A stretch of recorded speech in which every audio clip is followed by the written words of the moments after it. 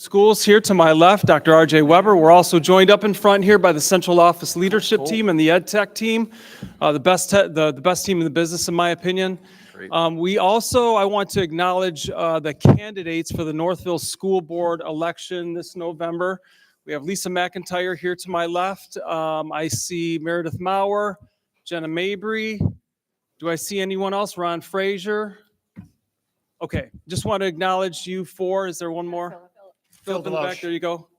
Philip Deloche. Anyone else? Okay. So with that said, I will turn it over to our secretary for our roll call, please. All right, thank you. President Wilson. Here. Vice President McIntyre. Here. Treasurer Campbell-Voitel. I am here. Trustee Mazurek. Here. Trustee Meyer. Here. Trustee Prescott is on her way. And Secretary Stewart here. Excellent. Thank you so much for that. That brings us to the adoption of our agenda. Do we have? Yeah.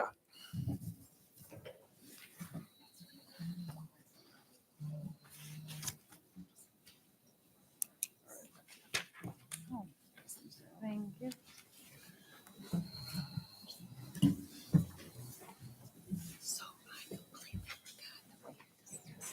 All right. So like I said, the adoption of our agenda, I'll turn it over to our Vice President, Ms. McIntyre, please.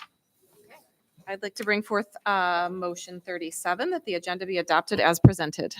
Support. All right. So we have a motion properly presented by Ms. McIntyre and supported by Dr. Campbell-Voitel. Any discussion on our agenda? Any questions? Look good to me. All right. All those in favor?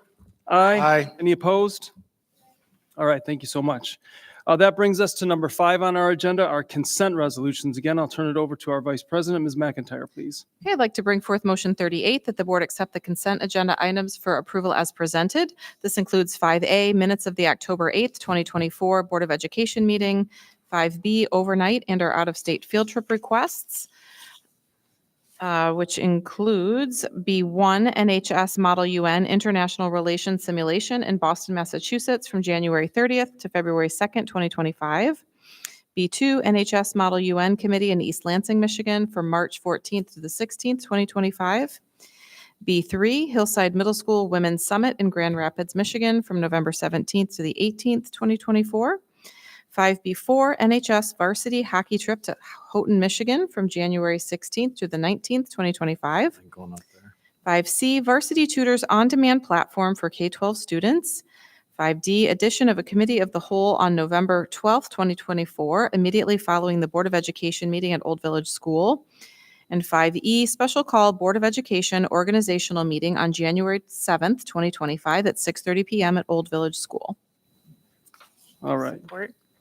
All right, so we have a motion properly presented again by Ms. McIntyre and supported by Ms. Stewart. Before we get into questions, just so folks in the audience understand what we're talking about here, these are consent resolutions. You just heard them read. You see them on the screen. These are items that we have discussed in previous board meetings, or we've been provided with information on them previous to this meeting. You see things like minutes of our previous board meetings. They all looked, or of the October 8th meeting, that looked good to me. You see some great field trips that our students will be embarking on, things like that we don't generally give a lot of discussion to, but we do nevertheless vote on them in public, and we've likely heard about them or talked about them in previous meetings. Any other questions or issues from folks on our consent? No, just a comment, because we talked extensively about varsity tutors over our last couple of meetings, and we're adopting it today. Varsity Tutors is offering a free tutoring service to all students in our district, and Aaron will be rolling that out over the next coming weeks. I'm not sure the day it's rolling out, but he'll be communicating to it. But I think it's a great opportunity to provide alternatives for students who maybe, are struggling, can't afford to hire a full-time tutor or a temp tutor, or those situations where it's 10 o'clock at night. You got a question, you don't know where to turn. Varsity Tutors, well, they don't guarantee they're going to respond within seconds or minutes, but they will try to get some support. So I think it's a really great thing, and hopefully the district communication will get a lot of information out that in the coming weeks. But we spent a lot of time talking about it over the last probably 2 months, right, Lindsay? Yeah, at least 2 meetings. At least 2 meetings on it. So just just wanted to mention that because I think it's a big thing. I think it levels the playing field for families of a variety of income statuses that may or may not be able to take advantage of these enrichments or these supports. And it's just I think, an example of our constant looking for supports that are accessible and amazingly, these are at no cost, and all the way up through high school. So if you have a child who wants to do SAT prep, this is for free. Okay, and you can spend a lot of money on these things. So we felt that it was really important to make sure that every family in the district has opportunity to take advantage. One last note about, for myself at least, for varsity tutors. This also has gone through review at the district curriculum council.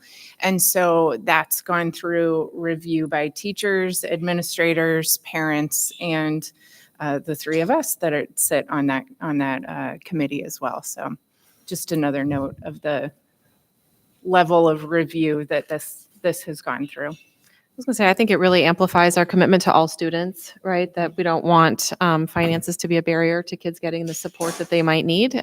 So I'm excited to see how it will be embedded on our Clever platform and accessible for students and for parents also to review what their kids are working on. All right, no, good commentary. I appreciate that. All right, anything else? All right, all those in favor of our consent resolutions? Aye. Hi. Aye. Opposed? All right, our consent resolutions pass. And that will bring us to our communications. Ms. Stewart, please. Okay. We've received emails from the public at npsboe@northvilleschools.org. And any parent or community member is free to email us, and we all get those emails. We've also received the Wayne Risa board highlights from October 2024. And the Northville Youth Network program report for September 2024. I wanted to make a comment about the Northville Youth Network program report. Sure. I noticed that in the month of September, they had 14 referrals for behavioral health needs. And I just really think that underscores what we're looking to do at Hillside as far as providing a community space that our community partners can use to support kids in need. And Northville Youth Network would be one of those community partners that would be looking to offer that space too. And I just wanted to give them kudos. We're so fortunate to have them in our community. And one of the things that they've done is collaborate with Oakland County for their health department and a substance-free program for students who've been referred for that need, 13 to 18-year-olds. So I really appreciate them. Just like we were saying earlier regarding varsity tutors, Northville Youth Network is always looking to establish partnerships and cooperate with other organizations that can help support all of our students. Agreed. I also wanted to utilize this time while we're all sitting here.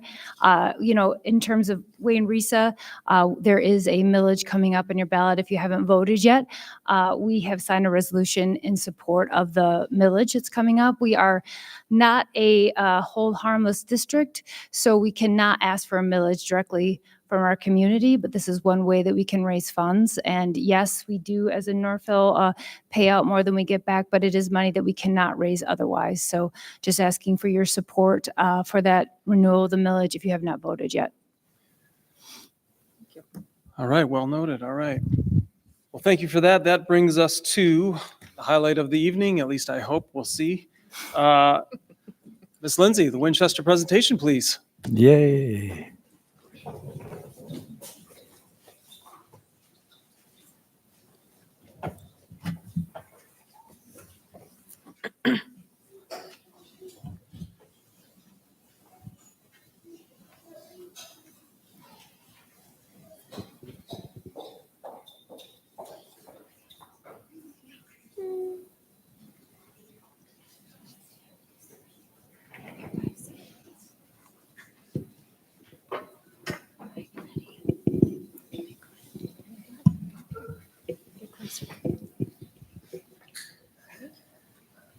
Welcome to Winchester and our 2024 Board of Education presentation. I am Claire, a fifth grade leader at Winchester.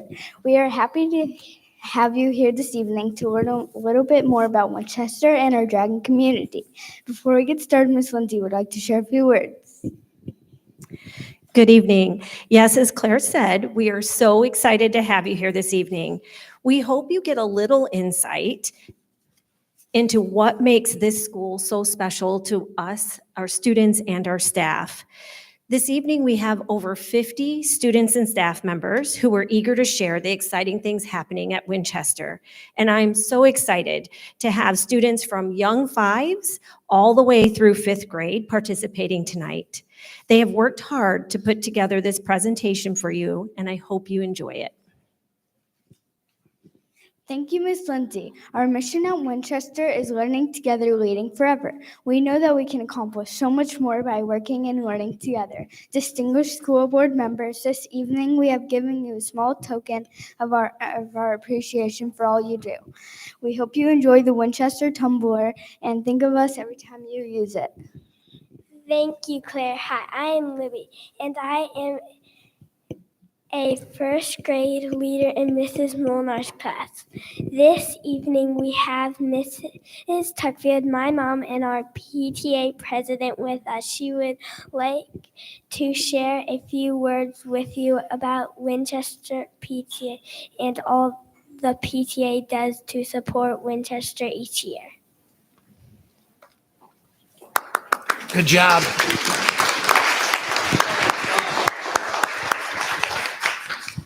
Good job, Liz. You did great. Hello, everyone. My name's Amy Tuckfield, and I'm proud to serve as the president of the Winchester PTA. As a mother of 3 wonderful children, Sienna in 3rd grade, Libby in 1st grade, and William, who's in preschool, and a consultant at the University of Michigan Center for Academic Innovation, I've spent 17 years in the higher education space. It's an honor to be here tonight, sharing our PTA journey together as a vibrant community. Today, I'm excited to outline our PTA goals for this year and celebrate all the achievements we've already made thus far. This past spring, just making sure our slides are up. Oh yeah, a lot of words on there, so I'm just gonna highlight it. This past spring, we held a board retreat where we reflected on the valuable feedback from last year. From that, we crafted a thoughtful plan that prioritizes 4 key goals for our PTA. First, fundraising success. We aim to raise around $9,000 through our Invest in Your Child campaign, a cornerstone fundraiser for us. So last year, we reached our goal before the new year, and I'm thrilled to share that we're already almost there. We're at about $7,650. And with the enthusiasm and support of our community, I am confident we will achieve this milestone once again. The second is around community engagement. Last year, we exceeded our PTA membership goal with 288 PTA members at Winchester, an incredible record for the Winchester community. This year, we're striving for 2 more. We're striving for 290, and we're already at 288 members. So anyone in the audience, if you haven't signed up, or anyone this is my plug for you. This achievement reflects our strong community spirit and the desire to get involved. Together, we're creating a supportive and connected environment for our students and families. Next, we're streamlining events. We listened to the voices of our parents and caregivers last year regarding the busy calendar in the spring. This year, we are collaborating with Mrs. Lindsay and our amazing staff to spread out events more evenly throughout the year. By working together, we hope to alleviate the May-summer craziness, making this school year more manageable for everyone. And then finally, but definitely not last, diversity and inclusion. Our first ever multicultural night was a huge success, bringing our community together to celebrate our diverse backgrounds. Building on this momentum, we are committed to hosting, at minimum, 2 more events focused on diversity, equity, inclusion, ensuring our students are educated both inside the classroom and also outside the classroom. Finally, we have so much to celebrate. This past year, we were recognized by the National PTA for our increased membership and received a grant to enhance tech readiness for our children. Our workshop sparked meaningful conversations between parents about technology use at home. This year, we also launched the inaugural Winchester Drama Dragons, if you haven't already heard about it, which attracted over 40 enthusiastic students. Thanks to the incredible efforts of Winchester parents, we're gearing up for our first production in December, and you're all invited to come. Additionally, this year, we provided every student at Winchester with Scholastic News, relieving our staff of that expense and benefiting all of our students. And who could forget our first ever Winchester Wicked Walk, where over 700 community members joined us for a fun-filled trunk or treat just this past Friday, the first ever. The excitement and engagement was just palpable. These achievements are a testament to our collaborative spirit here at Winchester. While I may be here representing the PTA, I stand for 5 dedicated board members, 46 dynamic committees, 67 passionate committee chairs, 288 PTA members, which are the heartbeat of the PTA. We are truly fortunate to have such an engaged community that cares deeply about our students and families. In closing, I could not think of a better place for our children to learn and grow than Winchester. It is because of the unwavering support from our staff, the commitment from our families, and the spirit of our students that continue to thrive. Together, we are creating a nurturing environment where every child can succeed. And finally, I want to say one more thing, and I'm going to have Miss Jenna Mabry come up. This would all not be possible without our principal and our fearless leader, Mrs. Lindsay. Jenna has a couple words to say. Hello, all. I am Jenna Mabry, and we love you. And I think sometimes you might forget just how deeply that this community loves you and values you. So we put a call out for our PTA members or family members to just give us a couple stories of how you have impacted all of our lives. I know people are very comfortable coming and talking to me about the wonderful things you do. Always on your knees helping a child. Always making sure a family member is okay. You've been checking on me constantly, which I very much appreciate. So I made a little book for you. It's just a few words because I don't have all the words to tell you what you mean to me and what you mean to this school. So thank you, and we really do love you.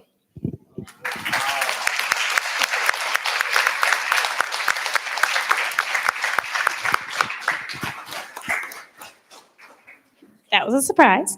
Thank you for your support and believing in our mission. Let's continue to make Winchester the best it can be. Maybe you're on.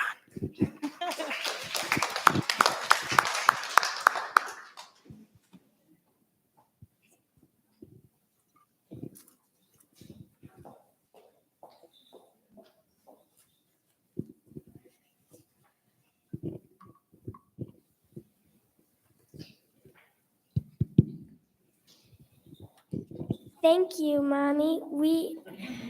We are so fortunate to have such an amazing PTA to help support so many programs we love at Winchester, such as movie night and our end of the year fun run. Hi everyone, I'm Amani from Miss Fortner's 4th grade class. Tonight we're excited to show you some of the things we're really proud of. You'll see what we love about our school and what we're looking forward to. Later, you'll get to visit some classrooms to see more of the awesome things happening at Winchester. We met as a student group with Miss Lindsay and talked about what makes Winchester so cool. We know we are always safe at Winchester. We have fun and loving, welcoming, kind, and caring staff, and we love all the celebrations we have throughout the year. Hello, I'm Ishan, a 4th grade leader in Miss Noonan's class. Have you had a chance to check out our new playground?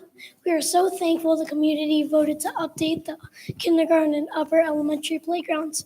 There's so many new things to do, including kindergarten-sized monkey bars and the large treetop structure that has been the best slide. One of my favorite additions is the spinners. Can't have too many spinners. Some other things that we love about the Winchester playground are the opportunities to play with friends on the structures. We're playing soccer, football, kickball, basketball, or gogglerball. Good evening. I'm Livia, student from Miss Noonan's class. Some additional programs we love at Winchester include all the after-school events, including after-school art, Nuts About Science, Spanish, Windtuckers Robotics, and Theater Club added this year. We also have opportunities to join Girl Scouts and Cub Scouts.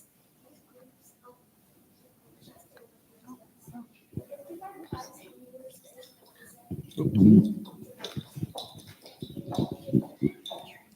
Olivia, we can't hear you. Let's do this. Let's start here. These groups right there.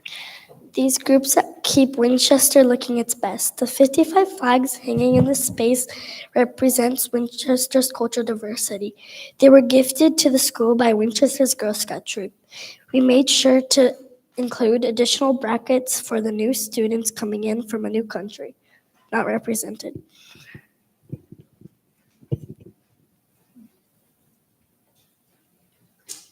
There are so many ways for students to get involved, including the assembly team, student lighthouse team, Dragonfire Junior, credit union, safety patrol, data team, and being a part of this team as a presenter.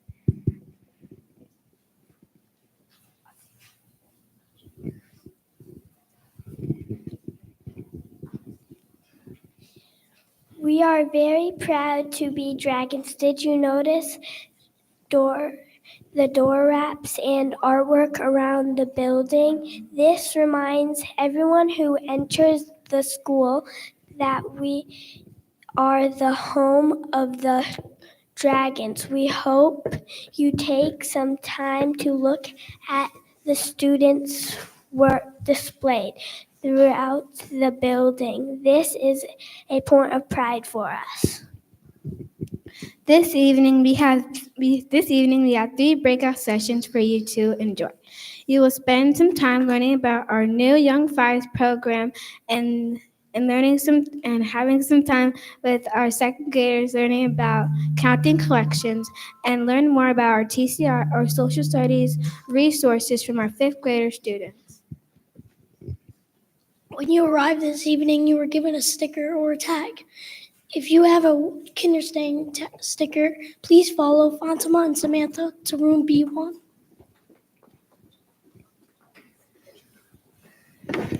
All right, so if you have the Kinderstang sticker, Fatima and Samantha have signs, you're going to follow them, and they're going to take you to the first breakout session with them.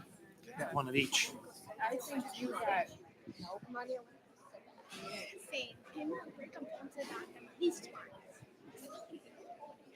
I'm about to break out. I might actually fall out of the stairs.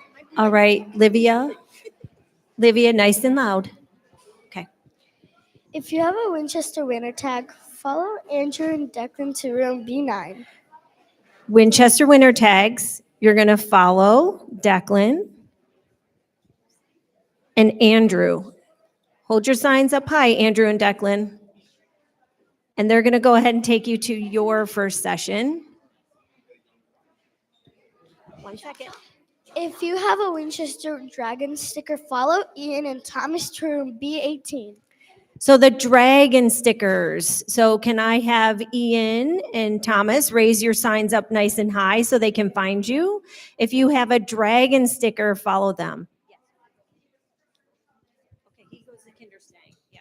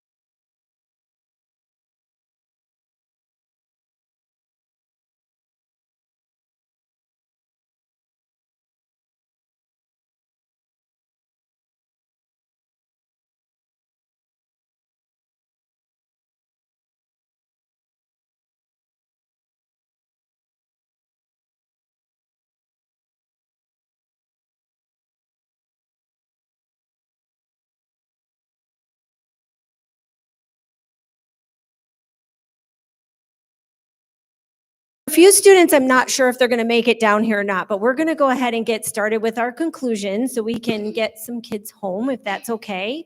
And I'm going to have Amani go ahead and start us off. Welcome back. We hope you enjoyed spending some time with our staff and students learning about some of our favorite learning opportunities and celebrations at Winchester. Hello, I am Thomas, second grade leader in Miss McGraw's class. As we think about the rest of this year, we are really excited about what we are going to learn in not just our regular classrooms, but also in gym, STEAM, art, music, and in media or library. Thank you, Thomas. I am Declan, also a second grade leader in Miss McGraw's class. Don't forget about our classroom party, music performance, art show, STEAM glow day, March's Reading Month, and our grade level field trips. Winchester is proud to be Leader Me Lighthouse Academic Honor School and looks forward to hosting VIPs in the Leader Me in the spring for our certification. We are looking forward to helping our community through a variety of drives and community service projects. As you can see, there's so much to love about our school. We are excited to learn together and lead forever because in the layer of learning, Winchester Dragons rule. Thank you for your time this evening. This finishes our presentation. We hope you have learned a little bit more about our school and what makes it so special. We have a few minutes if you would like to ask any questions. All right. Well, thank you so much. I guess I'll get started if we don't mind. First of all, thank you so much for being such great hosts and welcoming us. As I was coming down the hall, I got out of my car, came in the building. I noticed the fantastic wraps. You're right. Those really do set the right tone. This is the home of the Dragons. I love those wraps. Those look really cool. Thank you to the more than 50 students and staff, I think was the number that I heard, of people who volunteered to lead us through. I mean, that's a big job to have all these people come in and be prepared for them and have your speeches ready and have your walking shoes ready to walk us around. I really appreciate that. Thank you so much. Thank you for the tumbler. Very cool. We're all up here. Can't wait to fill them up and drink out of those and be reminded of the Dragons every time. The PTA. I love the intros that the PTAs have been given. I think that's a new thing. Such great work that you're doing. I hope you get to 290 members or whatever the number is. Congratulations on the grant, right? And good luck getting to 9,000 or whatever the number was. I think it was something along those lines. I think the one thing that really stood out to me tonight was getting our first inside look at what young fives look like, right? We've heard some reports, some initial reports, preliminary reports, and it's so cool to sit down and see what pre-kindergarten learning looks like, right? The hand-eye coordination. It was really cool to see that. My question for you guys, I guess there's two. I missed it in the fifth grade section or session. What does TCI stand for? Can somebody answer me that? Do you know what it stands for? TCI. I know what it means. Does somebody want it? Is there a student that knows? I know what it means.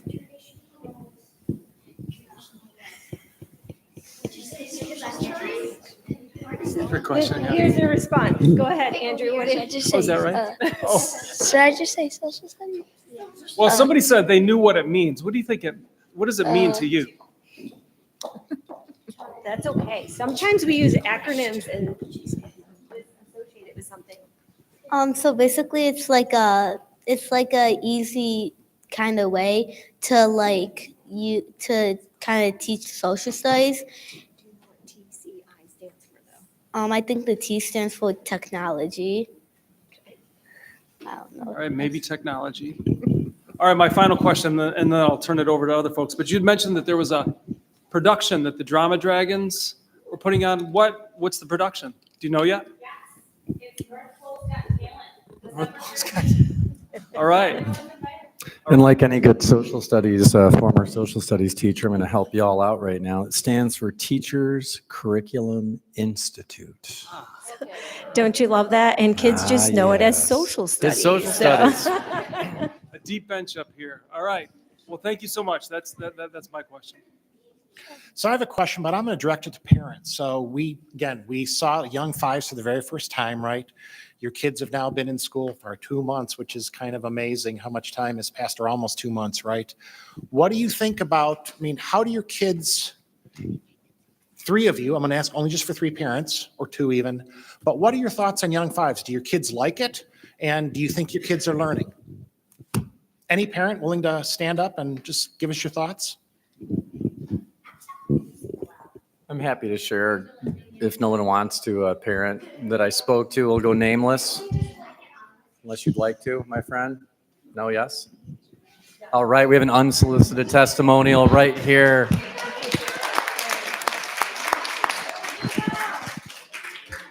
I've still got my teacher eye. Yeah.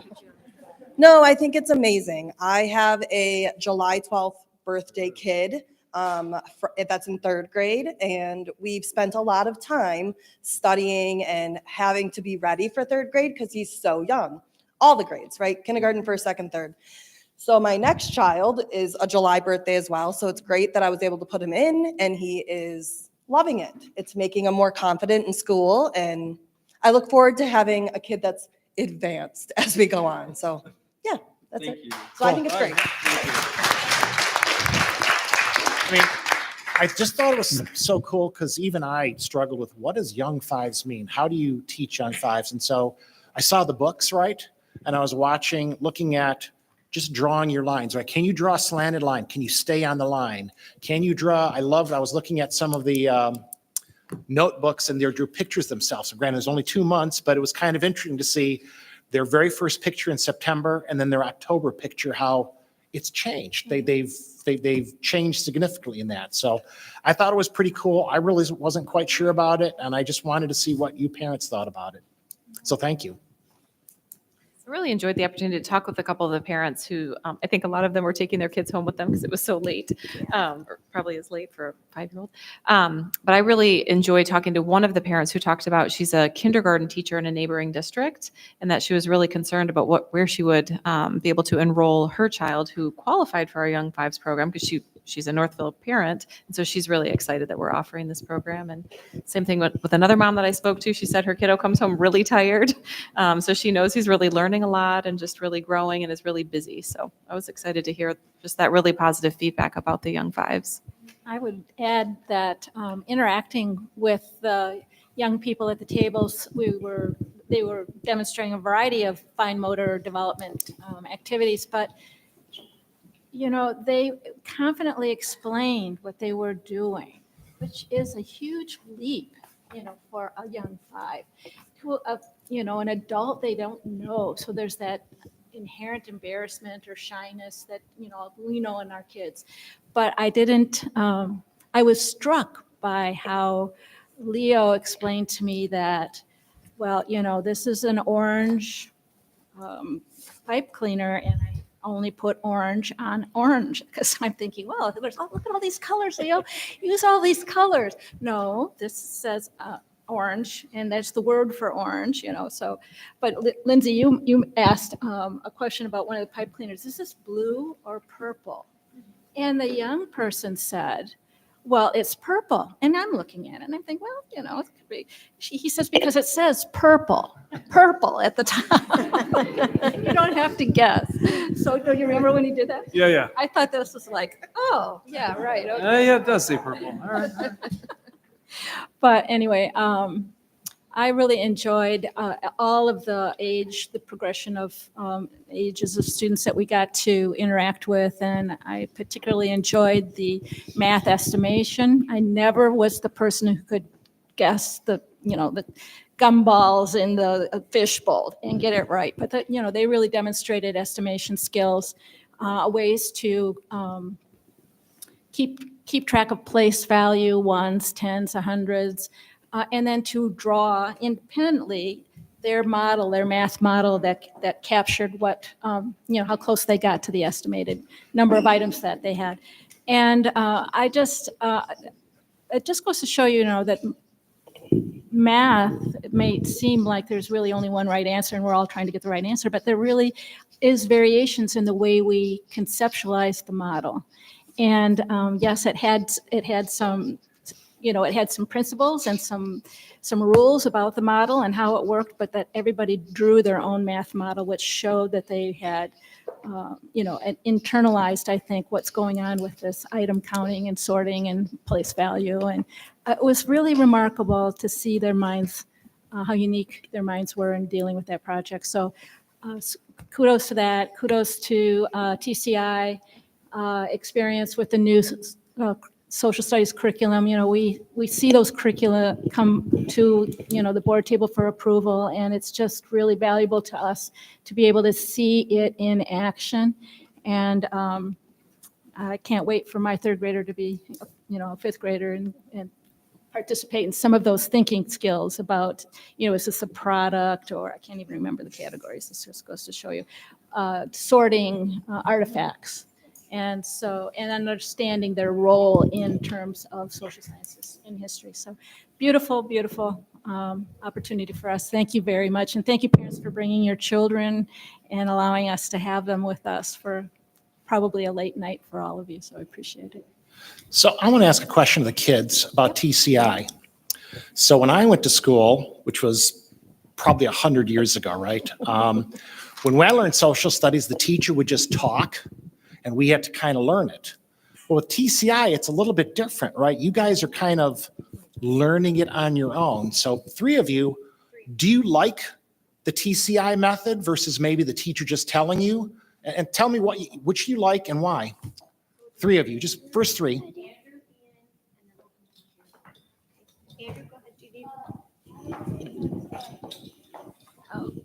I like it because it's easier to learn when you usually watch like the videos and you can see like more detail instead of just your teacher talking to you. Okay. Do you like working in groups like that? Yeah, because then we can just figure out more stuff. Cool, thank you. I like TCI because I like working on the notebook. Like it shows you like quizzes and like she can tell you like which page to do and you figure it out by like yourself or with a buddy, and then you like tell the teacher, and I like sharing with people what my opinion is. Is it easier to pay attention when you do it yourself? A little bit. A little bit? Okay. And one more of you.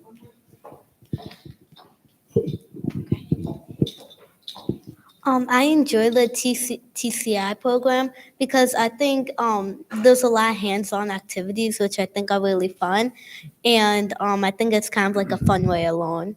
Okay, I like that, the hands-on. So all of you think the hands-on method just is like more fun. You can engage better, huh? Yeah. Okay, thank you very much. Appreciate the answers. I have a question about, in your slideshow, there were lots of pictures about the new playground. And I was hoping if a couple of people could tell us what your favorite new thing on the playground is.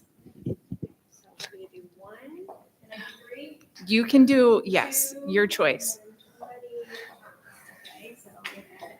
Okay, I like, okay, I'm still thinking, okay. Who else did I say was next, right? Your favorite thing on the playground? I think it would be the monkey bars or that spinny thing where you spin around and it feels like you're going really fast, but on the outside when you're not spinning, it actually looks like you're going really slow. We got a new climbing bar, like with the ropes and stuff, and I like that. That's my favorite thing on the playground. Okay, and who else did I say? Thomas, your favorite thing on the playground? So I like the new climbing equipment. So it's like really nice. I like it. Yeah. Okay. Seems like all the kids like the new equipment we've been putting in. Not all the schools have them yet, but trust me, it's coming to the rest of them that aren't quite there. But seems like it's a big hit. Just be careful. Don't go too fast and fly off. I've done that a few times in my life. And when you're older, it hurts more. I wanted to give a shout out to the PTA. That as a PTA mom myself, it's hard, right? You want to grow your membership, but you also, and you want to provide a lot of activities to promote that engagement between families and the kids and just the whole community. But I'm really impressed that you guys said we can do this without having such an overwhelmingly busy calendar, that so many families also have sports and other activities, scouting, whatever. So I think that hats off to you guys to say, we can still be a connected community and celebrate the diversity and our integratedness without overwhelming our calendars. So awesome job. Also to you, Miss Lindsay, to say, okay, I think this is important for our families.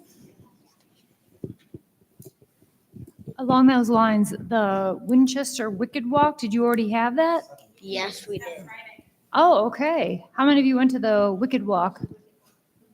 Who can tell us a little bit more about it?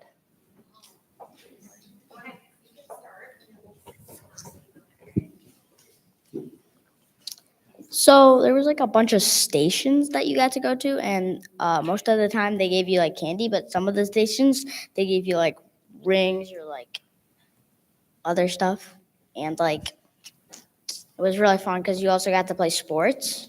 So I play sports. So Sounds fun. Let's went to the Wicked. Did you come? I went to Wicked Walk. It was really fun. You got to dress up in your costumes. All like the stations, they're really like themed. I love the ones that gave out a lot of candy and the one that gave you like a cool like ring or something. Yeah. I like that they gave you tickets and you get to vote which one you like the most. Oh. Voting's a big thing nowadays, isn't it? Yeah. Not so much I like it as much as they do. We have one more, if that's okay, to share about the Wicked Walk. So like you got to dress up and then you went to like each station. Each station had a theme and like they passed out like candy or like something else. And then like afterwards like you got to like play on the playground or something. So we think the estimation, there were about 400 kids there. That wasn't including their parents. So we had a lot of, and probably siblings that came as well, but it was a really well-attended event. We're really looking forward to next year, doing it again. And you got the best weather. I mean, it was Perfect. gorgeous. Yeah. Thank you.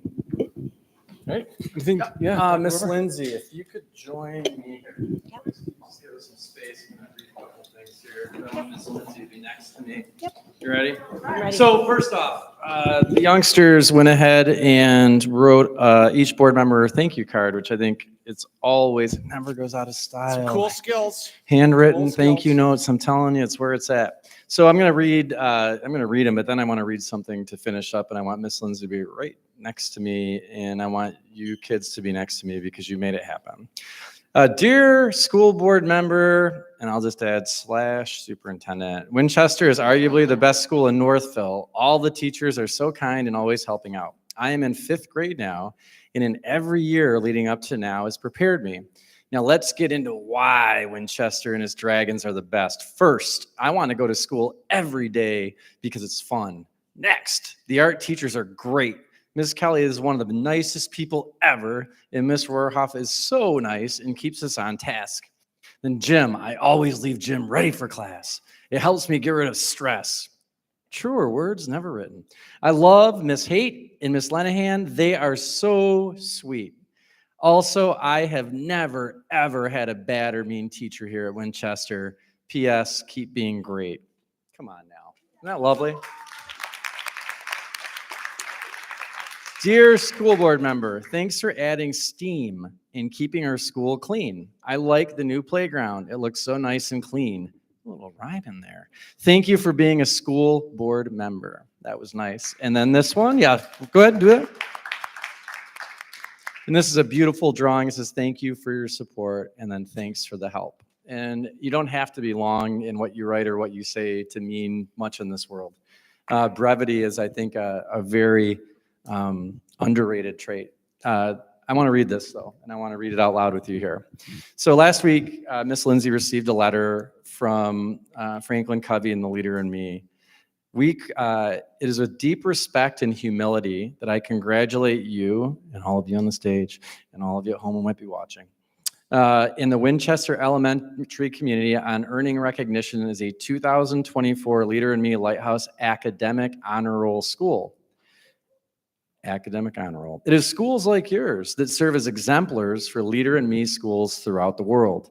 We created the Lighthouse Academic Honor Roll to recognize Leader in Me schools that have both met the rigorous requirements necessary to achieve and maintain Lighthouse School certification and shown exemplary academic growth or proficiency as measured by state accountability standards. While we recognize that Leader in Me is only one of many factors that affect academic achievement, we are pleased to acknowledge and celebrate your achievement. The Lighthouse Academic Role is determined through the data analysis of an independent nonprofit website focused on empowering families with reliable data about how the performance of their children's school. The SchoolDigger.com algorithm scores on a percentile ranking comparing like schools across the state.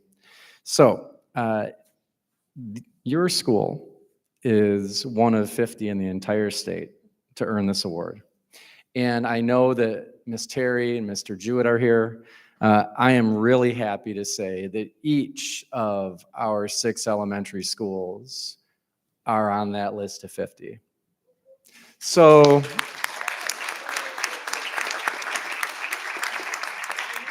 I wanted to say thank you.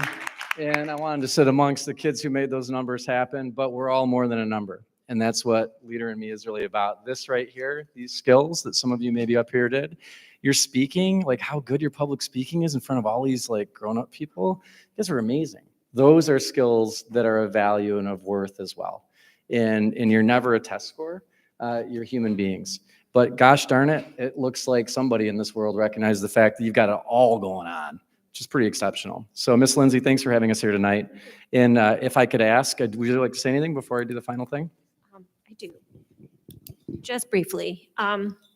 This community always surprises me with the love and the care that you give to me, but all of our students and staff here. So I'm appreciative of all you do.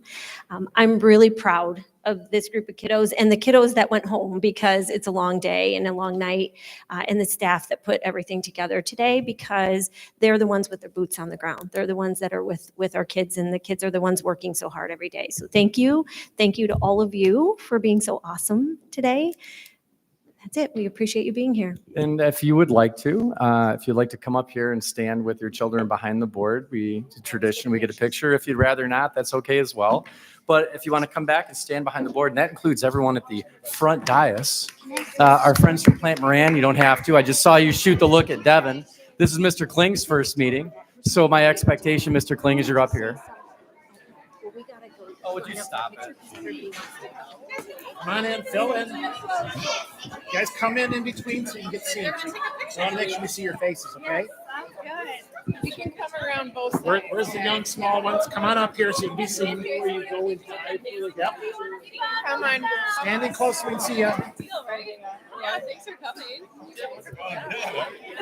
There you go. Are you nervous? Come on in here, scoot in. We want to see it. Parents in back, young ones in front. Good job. We got to be able to see you. Where do we? Jenna, can you take a picture too and send it to me? Does that work? Come on over. We're going to publish it so you can pull Oh, it down from the web. It'll all be posted. I promise not to bump it. Smile, everyone. Come on. Drag it. Wait, we have one coming. Wait. Okay. Keep going, smiling. You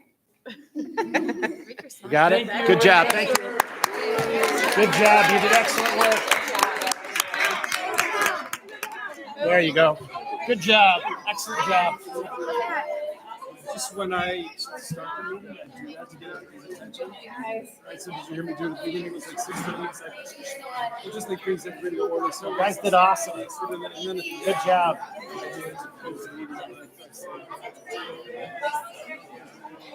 I opened it at 6:30. 6:30. So it was just kind of like a traditional thing. Is this one yours?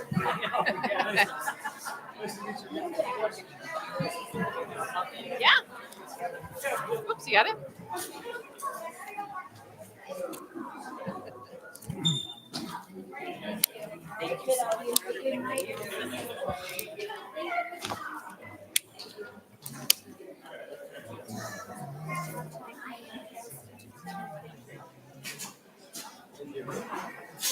Take care.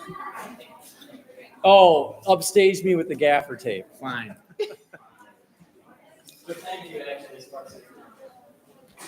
Oh, that's we got. Oh, perfect. Thank you. Okay. Oh. Oh, really? A lot of pressure. All right. Let's bring it to our superintendent's report. Well. I think the biggest part of this is the ABCD Awards. I believe we have a lengthy list for our board members to celebrate and lift up some really great people. What I'll say is if you're in attendance tonight, when you receive your award and come up for that, there'll be a picture. We actually have, thank you very much, a black piece of tape on that tile. Why is that important, you may ask? It's because it's the only place you can stand where we'll actually get your family to see you so you can be on the YouTube. No detail is too small. So if we want to go ahead and President Wilson, if you could please get us started on the ABCD Awards. Well, I am not up first. Who's? I am up first. All right. And I'm super excited to be able to do this first teacher, not just because she's an amazing teacher, but also because she represents this evening our Young Fives program, which I think we just all elaborated how excited we are about the fact that we have that this year. I think when it was brought to us in front of the board, we were all very enthusiastic about it starting, and it was so cool to see it in action tonight. So thank you to everyone that made that happen. But tonight I'm going to lift up in particular Ms. Tomasitas, and it was submitted by a parent who said she listened and heard my concern about my young Fives child riding the bus to school and put me at ease. My son has been coming home every day happy and leaves in the morning with excitement for school, which is a huge difference compared to his preschool years. I send him off on the bus now with confidence. Mrs. T treats my son like one of her own children. I'm thrilled to see that my son is showing an interest in learning and has been excited to practice writing his name, and he's trying to read already. So thank you, Mrs. Tomasitas. Is she here? I don't. Okay. Okay, well, thank you to her.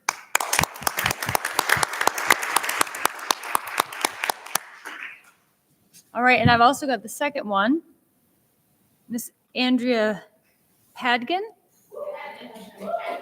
Say that again? Padgin. Okay, Miss Padgin. She was also submitted by a parent and says that Miss Padgin is a role model to all her students. She truly cares about each student and their growth and development. Personally, she created a warm and comforting second grade environment for my daughter. She's responsive and takes time to not only work with students, but also with parents to help make each student's journey the best it can be. Because of her, my daughter has a love of writing and is always working on her next story. She empowers her students to make their own decisions and how they can contribute to the classroom. So thank you very much, Ms. Padgin. These awards, we'll definitely get to both of them. All right, I'm up next. I get to present to Deb Obsnick, the admin assistant here at Winchester. She was nominated by a parent who said, Miss O is often the first face you see at Winchester or the person who picks up the phone. She is a wonderful representative of the school. She is so friendly to both students and parents alike. She goes out of her way to help everyone, and Winchester is a better place because of her. Is she here tonight? Probably not. She put in a long day. I know what those ladies do.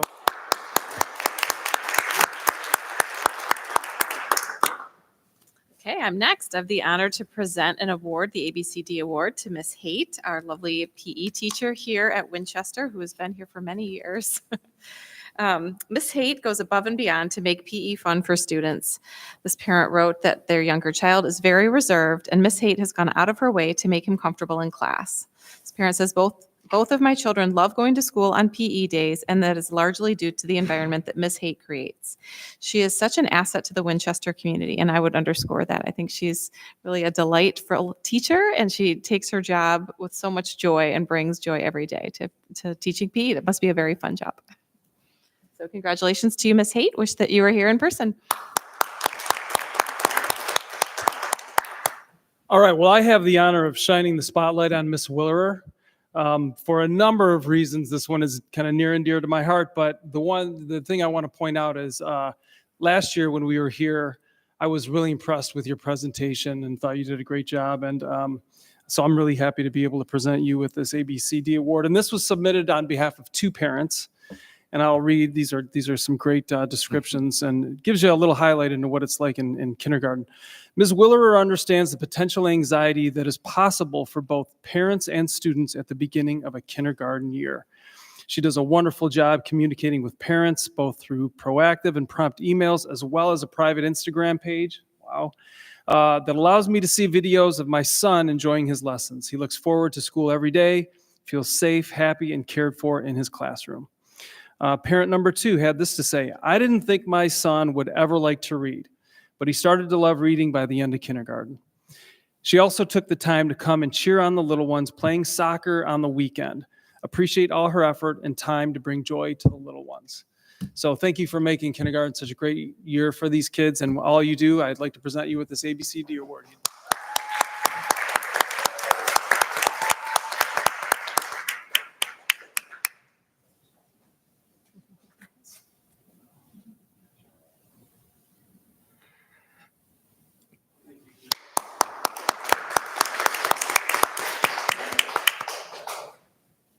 Well, I am next. And I have to say, as the board liaison to this school, when I looked at the list of potential awards, I was very honored to be able to present Miss Kelly Lindsay with her award tonight. She's a particularly important person to me, and I echo the 4 parents who all wrote very moving letters about the importance of Miss Lindsay to their children. I think I need to say that it is the leader who creates the environment in which everybody can flourish, from the top to the bottom and across all grades. And that's the magic of having a great school leader like Mrs. Lindsay.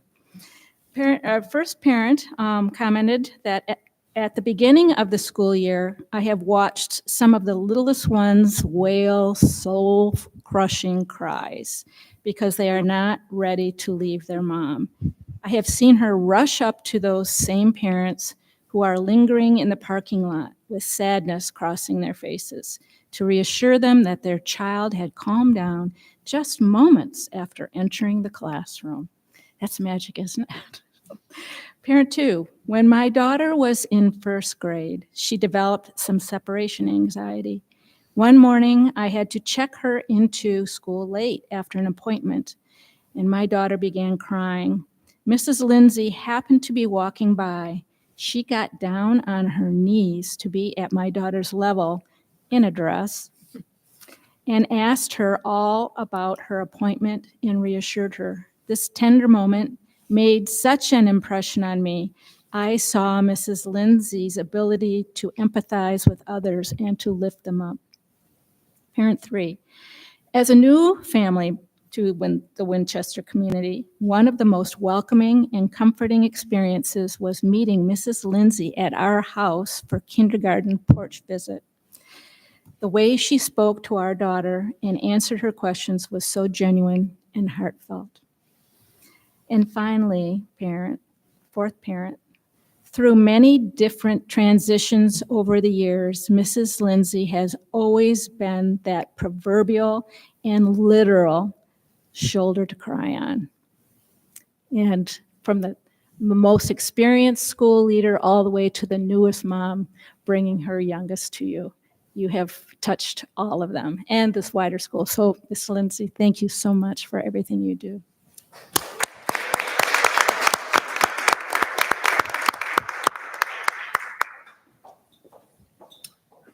Who started? Who started reading? Was it Karen? Because the Young 5 teacher just came in. Young Five's Karen did that one, yeah. She did the first one.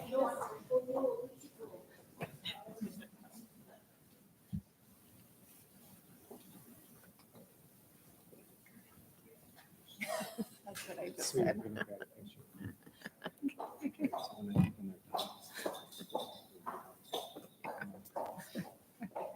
One more. Do you want to get the picture first, or never mind? I'll wrap it up with Megan McGraw, who's a Winchester second grade teacher. And that, again, this comes from a parent, and it's great when parents write in so touched. I mean, you've seen a whole listing of this kind of stuff, but let me read you. I'm not going to read all the lines, but I'll read a few of them. From the moment I met Mrs. McGraw, I knew she would be the perfect teacher for my daughter. Her willingness to learn about my daughter's medical differences and be hands-on with learning shows me how much she truly cares about each and every one of her students. I'm so lucky enough to have an opportunity to see the passion and belief she has in all her students when I volunteer in her classroom.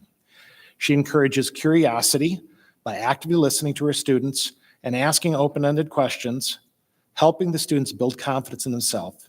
At the same time, she motivates and inspires each and every student to fulfill the buckets in their peers with positivity and kindness. And so I think it's so great talking about just what she does for her daughter, but what she sees doing for other students in that. And I think that's just, that's uniqueness, I think, in a lot of the teachers around here, right? It's not just a job.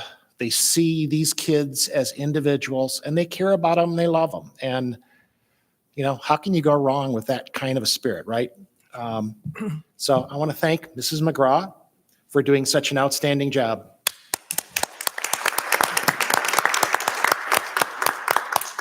She's in the classroom, I know. Yeah. So, Mrs. Tomasitas, we were singing your praises while you weren't in the room. No. That's okay. We're going to repeat them. Don't worry. Do you want me to reread it? Should we reread it? Absolutely. Okay. This is about celebration. Yes, okay. So you were nominated by a parent who stated that you listened and heard her concern about my young 5's child riding the bus and put her at ease. Her son has been coming home every day happy and leaves in the morning with excitement for school, which is a huge difference compared to the preschool years. I sent him off to school on the bus with confidence that Mrs. T treats my son like one of her own children. I'm thrilled to see that my son is showing an interest in learning and has been excited to practice writing his name, and he is trying to read already. So thank you for all that you do.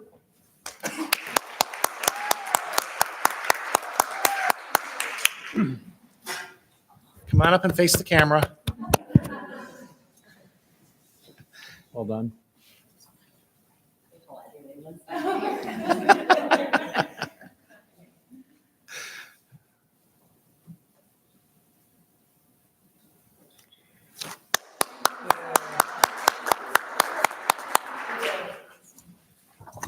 Before we move on, Miss Willer?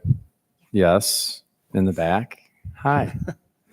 So I had the pleasure of teaching in your room the year before, actually, I believe. And the culture in that room, I want to tell you, because I've done over 600 building visits in classrooms, what you taught your daughter to be as a human being, as a teacher, clearly evident. So I want to say thank you to you as I look at you and your pride back there. And the next time, you can come closer with your camera, take a picture of her. And if not, we'll make sure to send you one of Rebecca Peck's close-ups of your daughter on that one. But it was cute to see you back there and proud of your daughter. But please know the culture in your room, phenomenal. And that transfers over to the Apple, get it? Apple education that didn't fall far from the tree. So I just want to say that before we wrap this up and went into public comment. Thank you. All right, does that conclude the ABCD awards? How about the superintendent's report? All right. Well, you know what, before we conclude that, I do want to just at least give a brief mention along the lines of awards that our own Dr. RJ Weber has been nominated, I understand, for Superintendent of the Year. That's And so correct. we have our nominated. We're keeping our fingers crossed. Do we have any idea when this might be announced? No, it was something that I just sent in, and some of you know me well and a lot better than people in the room. Attention's really not. It's funny because you think the opposite, but no, it's hard for me on that. Like, I'm just really proud of the fact that somebody thought well enough of me to think that was the case, and I really hope. I mean, the joy would be being able to show off to a lot more people the things that are done here by the people I get to serve beside here. In this room, you saw it tonight. I mean, just stunning people, but thank you for saying that. All right, congratulations on your nomination. And without further ado, that brings us to our first of two opportunities for public comment tonight. I don't have a green card here. All right. Going once. This is your opportunity. Going once, going twice. All right, there will be another later on this evening, but that brings us to our report presentation. Who am I handing it over to? That will be our Chief Financial Officer, Mr. Devin Kling. Will be doing the introductions, I believe. Bring the motion first and then have that. Bring the motion. Actually, yeah, let's have Dr. Campbell-Voitel bring the motion first. Oh, it's always following the steps. All right, so I am very pleased to bring motion number 39, that the board approve the 23-24 audit report as presented. Support. All right, so we have a motion properly presented by Dr. Campbell-Voitel and supported by Mr. Mazurik, as you heard. Take it away. What's the appropriate timing? I think I want to acknowledge that process is always important. Yeah. And that we, because of the unique factors of transitions that occurred in our district in October, we met as the finance subcommittee and agreed that we could forego the pre-review that we do of the audit report as long as it was a clean report and that there were no surprises. And that therefore it would brought this audit report to the board for the first time tonight. And thank you very much for keeping an eye on things and making sure that we were in that position and able to entertain the presentation tonight. So thank you.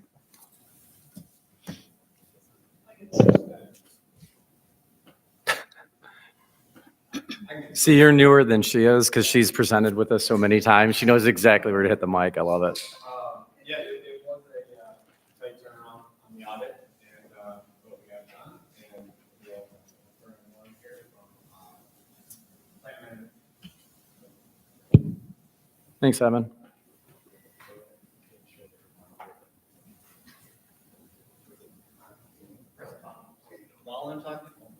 No, you got it. Like, this is your first go at it. And the great thing is nobody can see you because the camera just stands at the board table. Don't worry about it. All right. Fresh mic. That's right.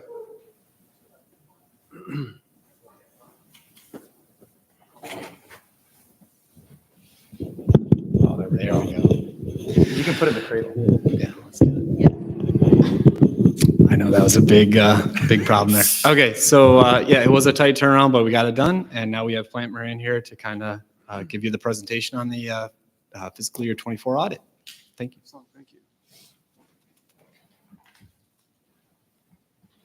It's nice to see you again. I swear this happens more than once a year, even though I know it doesn't, but it's kind of always coming back. All right. Well, thank you. We appreciate some time on your agenda tonight. We know that there was a lot of celebration here with the students and everything at the school. So appreciate you fitting us in. So we understand that I believe you've received some materials related to the audit. I will explain those materials to you. We will go through the graph presentation with you as well. And then, if the board has questions, then we're happy to go through that as well. By way of introduction, my name is Jennifer Chambers. I'm the lead engagement partner on the audit. With me here tonight is Lauren Slano, and she is the manager on the audit as well. Like I said, before we get into the graph results, I'll go through the deliverables related to the audit. There are 3 items that you receive from us. The first is the basic financial statements, and that's labeled the financial report. The second is the federal programs audit. And the third is the letter entitled Report to the Board of Education. These would have come to you in draft form as we prepared for our presentation with you tonight. Although the final issued versions of those will be delivered shortly, as we did finalize those today, actually.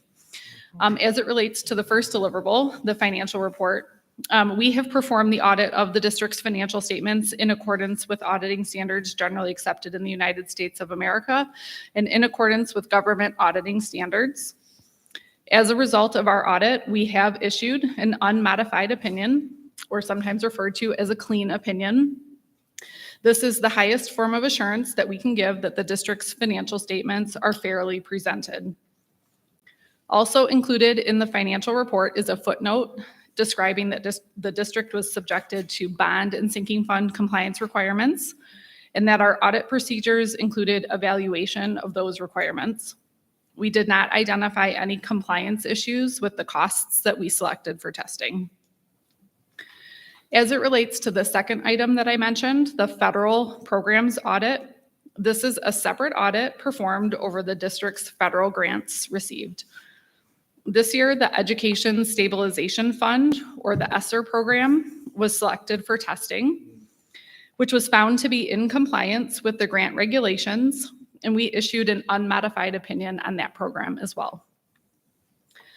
The final deliverable that we wanted to touch on is entitled Report to the Board of Education. This outlines required post-audit communications and also includes several informational items for your review and consideration.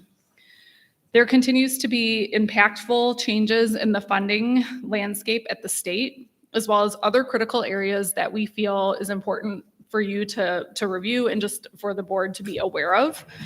This communication is designed to just be a helpful guide in furthering your understanding of these matters. I do want to congratulate the district in what we can now say is an official end to the audit, and thank Ms. Converse, although I know she's not here today, on her efforts during the audit. She did have to navigate the audit in the absence of Mr. Zoff, who did retire shortly before we were going through the audit, and we know that did add extra challenges. We also want to welcome Mr. Kling and appreciate his efforts in stepping in and assisting in closing out the audit process. I will now turn it over to Lauren, and she's going to walk us through the financial results.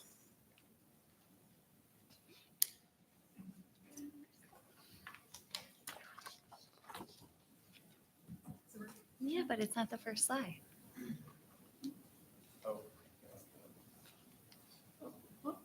Are you missing the diagram? Yeah, when I start with general fund revenue. If you turn to your pie graph. I can There we display. That might be the expenditures. There's 2 pie No, it's just not the full. It's just not the full presentation.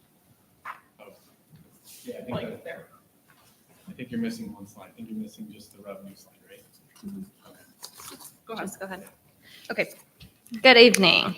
So the primary focus of this Well, I'll just clarify. In your paper copy, We've got 'em, yeah. you have the full This will be the graphs. first, yeah. This electronic version does not have your first graph.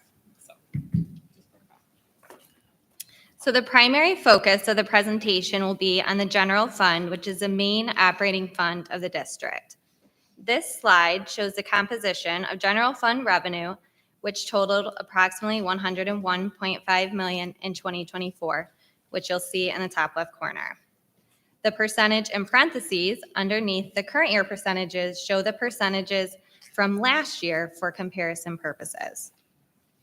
So the largest section of the graph in blue represents 75.27% of general fund revenue, which was funding from the state foundation allowance, which demonstrates the high level of dependency on state funding. We will look at state funding for the foundation allowance more closely on the next slide.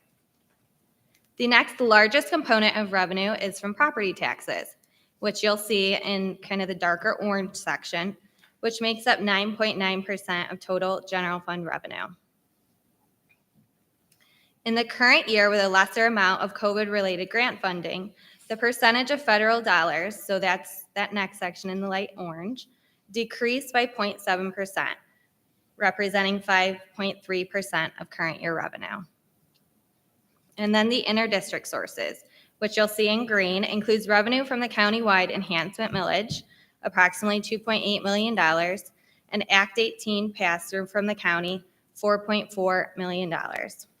Act 18 relates to funds derived from the millage levied and collected to provide regional programs for students with disabilities. So I think this next slide we have.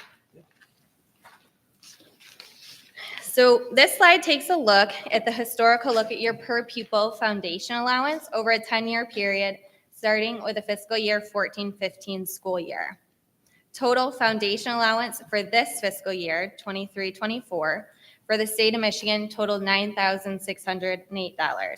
So you'll see that in the far right. Note that this chart does not take inflation into account. So over the span of the 10 years, the total foundation allowance increased $1,509, or 19% from 2014-15. For the 2025 year, the district's foundation allowance will remain the same at $9,608 per pupil for public schools. So while there were increases over the past 10 years, these increases were not necessarily the norm, and you can see that the per pupil increases have started to level out with fiscal year 25 projections.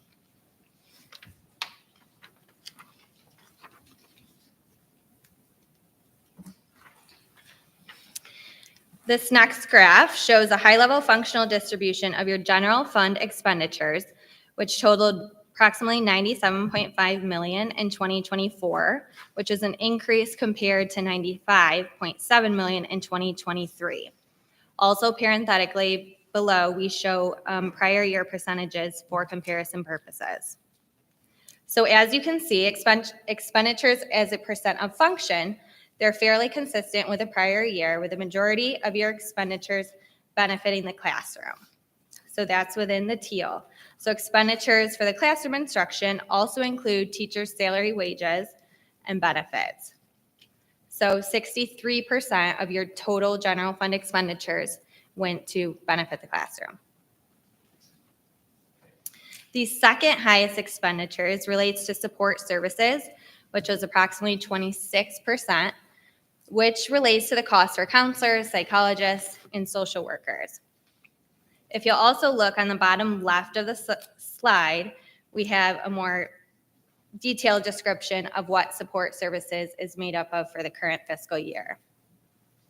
So that was overall, so for support services from last year, it was an increase of approximately 2%, which is reasonable, and what we have seen at other districts. Where do paraprofessionals fall in that graph? Support. Support other or pupil? Support other.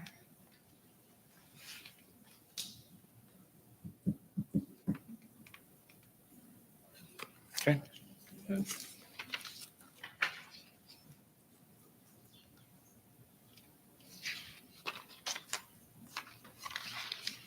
Okay, so this next slide continues to look at general fund expenditures, but now we're looking at them by object or the type of expenditure rather than the function. And this is in comparison from last fiscal year to the current fiscal year 2024. So being a service-driven organization, the vast majority of the district's operational expenditures are spent on personnel-related expenditures, as well as the fringe benefit. So those would be the top two categories that you see within this graph. So approximately 79% of general fund spending was spent on salaries and benefits. And then if you look to the bottom right, total expenditures increased $1.75 million to the prior year.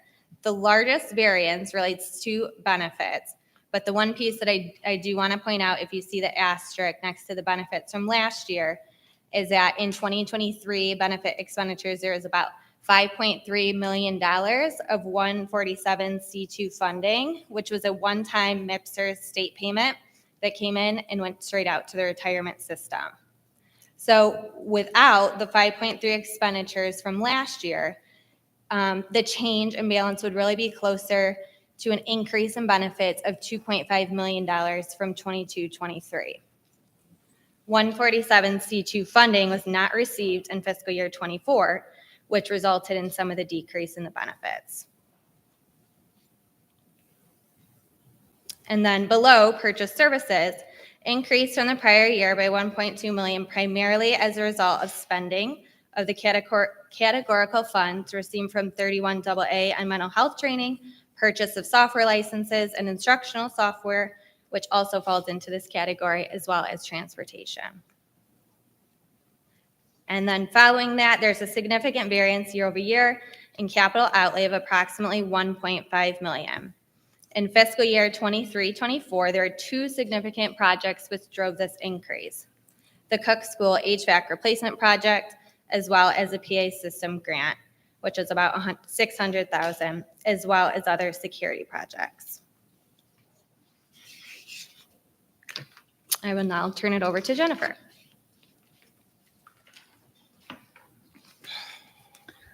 All right, so now that we've taken a look at revenues and expenditures, we'll kind of close things out by taking a look at general fund balance. The graph here presents general fund balance over the horizon of a 10-year history. So as we take a look at this, we can see that over this time period, the fund balance has increased from the middle section that we're looking at from about 2019 to 2022. That fund balance had kind of leveled off, if you will. But for 2023 and 2024, we see upticks in the fund balance. At June 30th, 2024, the fund balance was approximately $33.1 million. Of the total fund balance, there are amounts that are already earmarked for future use. And those amounts are presented kind of shaded in different sections.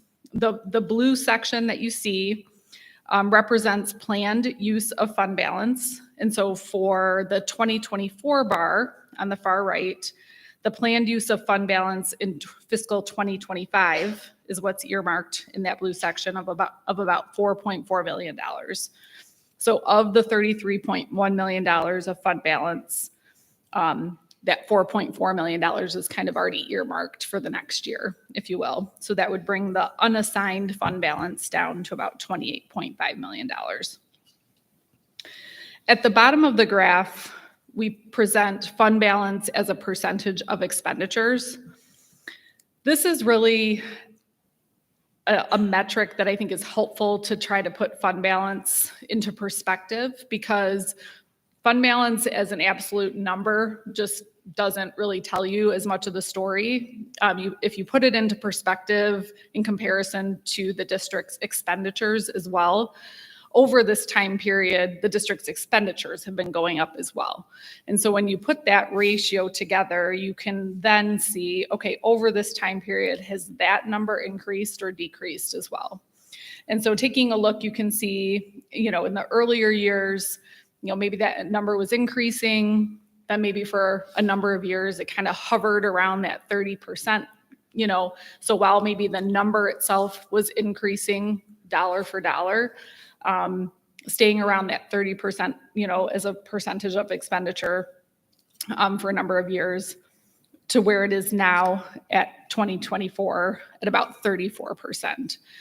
So sometimes I think that is helpful when you're thinking about fund balance and you're trying to put that into perspective. I think comparing it to the expenditure base helps you, versus looking at it just as an absolute dollar amount. As a point of reference, the statewide average as of June 30th, 2023 was 21.86%. So just wrapping things up in terms of watch points and things to consider. We mentioned that the foundation allowance for fiscal 24-25 will remain at the target foundation allowance that it was at for fiscal 23 at the $9,608 per pupil. So with no foundation allowance increase, year over year, that large component of revenue, the largest piece that you receive from the state, will stay consistent. It'll stay consistent to the extent your enrollment stays consistent, because that's the other piece of the equation. Your per pupil funding times your pupils.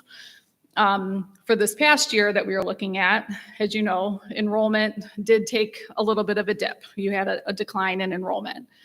And so as I know you are, keeping a watchful eye on, what are those enrollment projections, and, what is that projected to be, will be the other point of that equation. And so as your revenue is tied so heavily to what occurs at the state, if the per pupil funding continues to be flat, or they don't, give much by way of increases, and if enrollment declines or kind of remains relatively flat, then that'll tell you what your revenue picture will largely be dictated by. And so that's just something to keep in mind as you continue to plan for the future.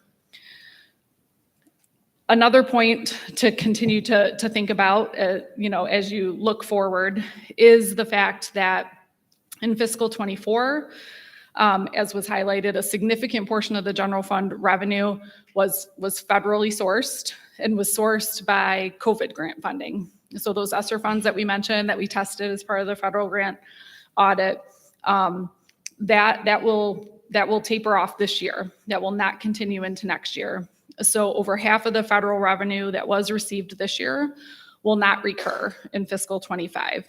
So there was about $6.5 million of total federal revenue, and about a little over $3 million of that will not carry over into next year.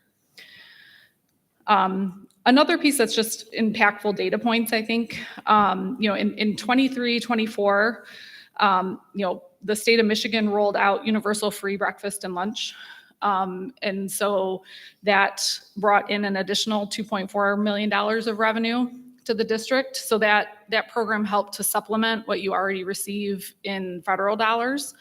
So those students who are qualifying for federal free and reduced lunch, any other student then received the state funding for that.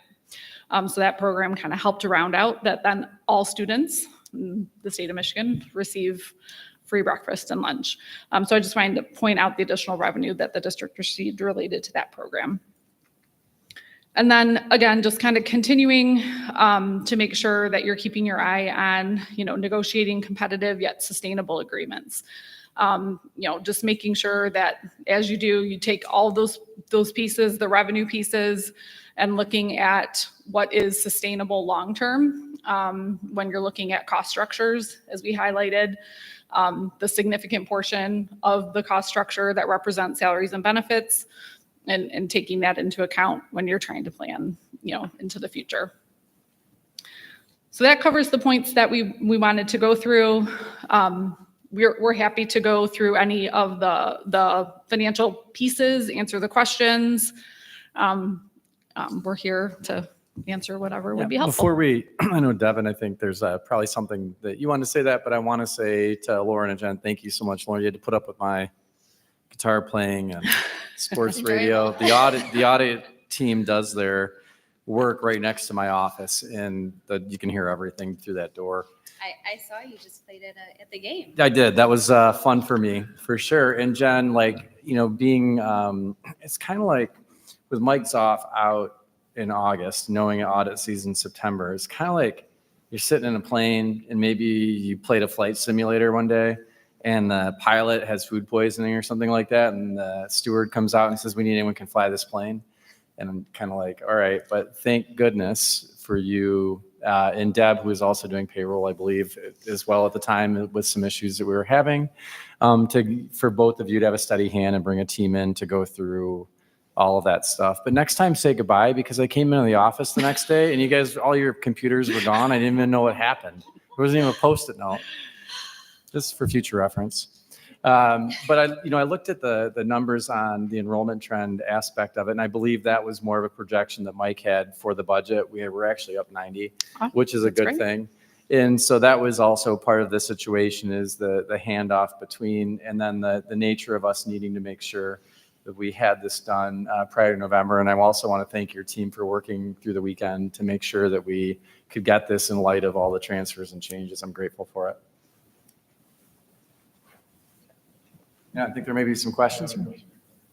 So one, thank you. I mean, we've got a long running years of having unmodified clean budgets, which I know the public goes, what does that mean, right? But it's the best you can get in this kind of thing. That means we have a system that has a process, that has the checks and balances of the system that, well, doesn't guarantee there's no errors.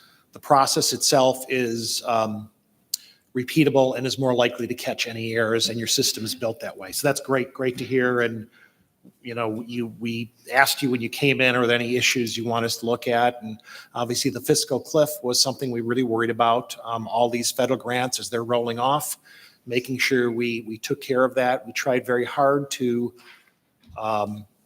make sure that those one-time monies were used on one-time things and didn't build into our base budget. But I do have a couple of questions that doesn't really change the big thing. I'm more worried about for the future. So in your, I think you call it your basic financial report, on page 6, you guys talk about, the assets and liabilities in that. And one of the things that we don't really look at the end of the day, but at the end of the day, the state basically about 10 years ago decided to take all the liabilities for pensions and say, districts, you own them, right? MIPSers and everything else. And so we don't really pay attention, but we're carrying them on our budget at the end of the day. And they're big numbers, right? Non-concurrent liabilities, 160 million, net pension liability, 200 million. Although I may have the line items, I can't see if I'm lined up properly in that. But one of the things I did notice is from 23 to 24, those liabilities dropped from a grand total of 395 million down to 345. 45 million is a really big number, right? That's a great number. But my question really is what drove that? Is it that we had better than average financial returns from the state who takes care of that money and invests it? Was it because that interest rates are starting to drop down, and with bonds, the value or the cost is inverse with the actual interest rates? And the reason I want to ask it is we had such a big drop in one year. I want to know what drives that so we can pay attention, because things can turn around and get really ugly and you don't know about it. So can you give us any clues as what drove that big reduction? So the rate of return on the plan had a big impact on that. And so that you're right, that did swing. I thought I read something in there about the expected return was, I don't remember, 4 point something, and I think it returned 8% or something. So that's kind of like it's a great one-time thing. My worry bead is that with any kind of investments in the market, and I'm not saying these are individual stocks, you can have a great year one year, you're above, and next year you're down, and that 45 million just swung the other way, and we're back up. And that is part of what occurs in this plan, right? and how, those plan assets and what is being invested as part of that. There, it is an element of, they do work to kind of smooth the effects of that, but just given the large magnitude, you do see some of those swings in terms of the rate of return. I think what you're also seeing is that, Lauren mentioned the 147C2. So that was also a mechanism that the state made a one-time pay down of the liability by taking elements from the state budget, funneling it through the school districts and made like essentially almost like you paid down on your mortgage, principal. And so I think that plays into it as well. But it is largely driven by the rate of return. Yeah. What also occurred, which you can't really see in the table on page 6, but you can see it in the statement of net position because it's broken out in detail. The healthcare side of it, which is referred to as OPEB, that's the smaller piece of the plan. The pension is the larger piece. The healthcare piece is the smaller. That actually became fully funded and is now in an asset position. So you actually have a net OPEB asset, all districts do. So there's some play going on that from an operational perspective really doesn't impact your day-to-day operations at all. Yeah, and it doesn't, and we don't even control how this money is invested, right? It's not within our purview, but at the end of the day, if the state or whoever they are paying to manage this money, if they don't manage it properly, we're stuck with the bill, right? That's kind of what happens. Ultimately, it's we're going to responsible. continue to impact the retirement rate, which still does continue to increase. And the reason I'm asking these questions, this. I just wanted to know what drove it, but I also want, not that there's too many in the public who's really watching this, but at the end of the day, recognize there are swings that are just out of our control. We happen to benefit big time this year, but it could spin around just as negatively. Just like the state played a game with, they gave us 0 increase in our foundation allowance, but they said, oh, we're going to change the healthcare because it's overfunded and blah, blah, blah. You get this thing. But the answer is on the healthcare. Okay, they had some good investment years. Just because it's fully funded, it doesn't mean next year when they play their financial bets and invest in things, it can go negative, and all of a sudden, guess what? We now have a healthcare fund again. And so, I want to caution the public of thinking, things are great. I want to also caution our board to be careful of all this kind of stuff. Because really, right now, I think our pensions, our MIPSers is supposed to be paid out in 2038, I think. I think that's the year in that. But, at the end of the day, if there's a big recession or something happens and the state doesn't basically pay this thing out, at the end of the day, we absorb it. And these are big numbers that we need to worry about. So I am really happy that it's a net 45 million positive, or 50 million positive, actually. But I caution us to just remember this in the back of our minds. These liabilities ultimately reside in the district, and if the state doesn't come through, guess what? They're just going to dump it on us, and we got to be careful. So, okay, thank you. I just wanted to make sure I understood that properly. Other questions? Oh, Go ahead. take a number. I did catch the statement, the good and worthy reminder that school districts are not profit-making organizations. And it is relevant because, as you point us to the relative proportion of our revenue going to personnel and classroom instruction. So we are really in the business of paying our teachers and providing them with sufficient benefits, fringe benefits to keep them healthy and able to be, fully able to perform their duties, as well as the 63% of our fund, general fund expenditures by function goes to classroom instruction. So I think that for the parents who are sitting through this, or even maybe listening to the video in the future, just to point out that 79% of our general fund spending is going for salaries and benefits. And so we're in the business of hiring wonderfully talented people, but also keeping them happy and retaining them and making sure that they're healthy, as well as classroom instruction for their children. And that's really the bulk of what we have here. That's really what our budget is all about, is making sure we can hit those targets. So thank you very much for taking a hard look at that and giving us some advice going forward. And thank you for the watch points. I mean, it's always good at the end of each year is to remind us about what are the, what's going on at the state level or federal level, and the things that we just need to keep a pulse on in that. We do our best to keep watchful eyes, and like you said, it's all about, foundation allowance, which we all have to get used to. These big $400 or $300 are not going to occur in the future. We're going to be back down to the $80 to $100 per year situation.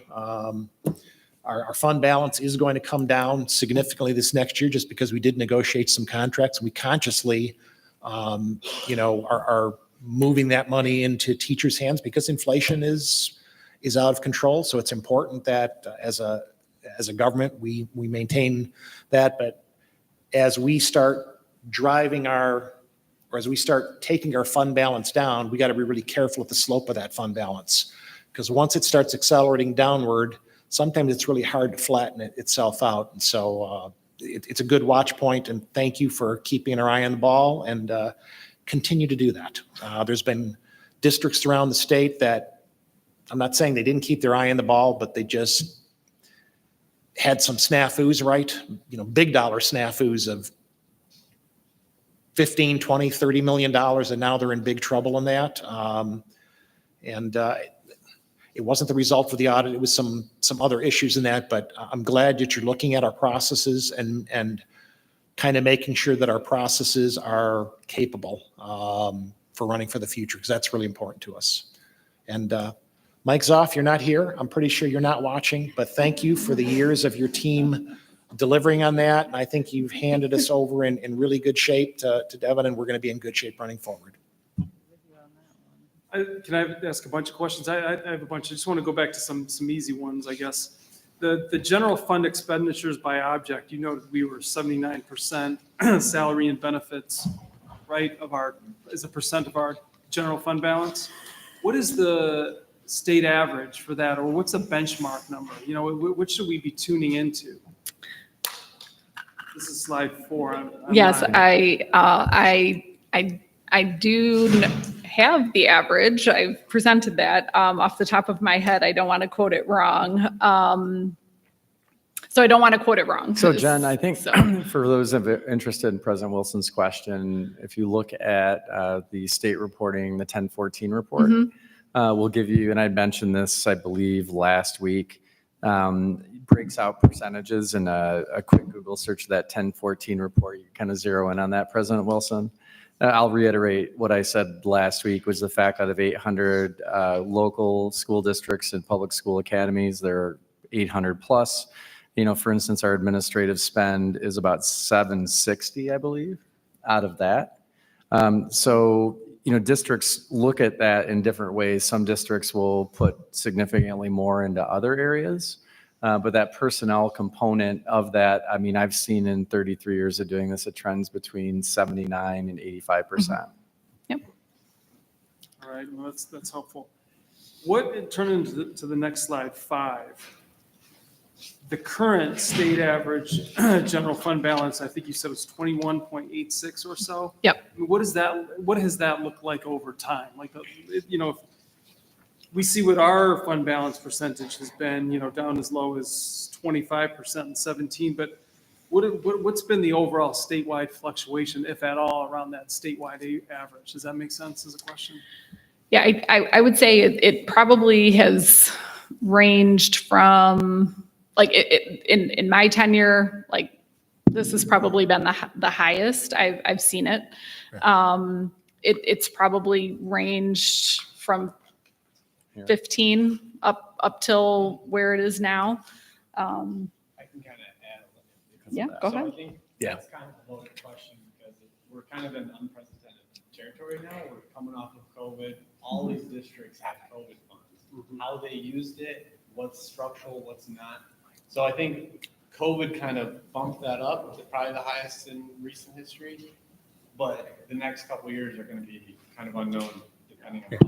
Yep. I think that's one of the reasons, we always hear those terms, the fiscal cliff, because while the state and federal funding drove up the fund balances, you don't necessarily know how districts chose those. Did they use those funds on one-offs, in which case they'll be fine? Or did they bury it in their base budget, in which case that 24% average is going to start driving down in a hurry to nothingness. And that's up to each district with how they decided to manage their money. But that's the worry bead, I think, for the next 2 years, is keeping an eye out for a lot of districts and seeing, I personally believe there's going to be other districts that are going to start seeing financial troubles because they built some of those dollars into their base budget. And when that $3, $4, $5 million, again, relative, I mean, Detroit got hundreds of millions, but it's relative to your size. When that goes away, those percentages start dropping dramatically. And once you get down to 11 or 12%, you no longer have enough money to pay your salaries from August to like October. There's a period of time where people have to borrow money in that. So it's important for us to keep a fund balance up there. And I worry that there's some schools that are going to be running into troubles. Yeah. But I think keep an eye out for the next 2 years to see what happens. Mm-hmm. No, I appreciate that. On the same slide, the bar graphs. Is there something you were going to say, Devin? Oh, sorry. I was just going to say it all depends because that's okay. All districts have different cash flows. They have different, whether they're collecting local property taxes in the summer or winter. So some districts, if they're collecting in the winter, they're going to run into cash flow issues when they don't have state aid. But again, it's district to district. To answer the original question, it is the last 4 years we've seen an uptick in fund balance statewide. On this slide, you highlighted in blue what's earmarked for the next year, right? Mm-hmm. For 24, I don't know what that percentage is, but it's that the tip is blue, right? Why is that relevant?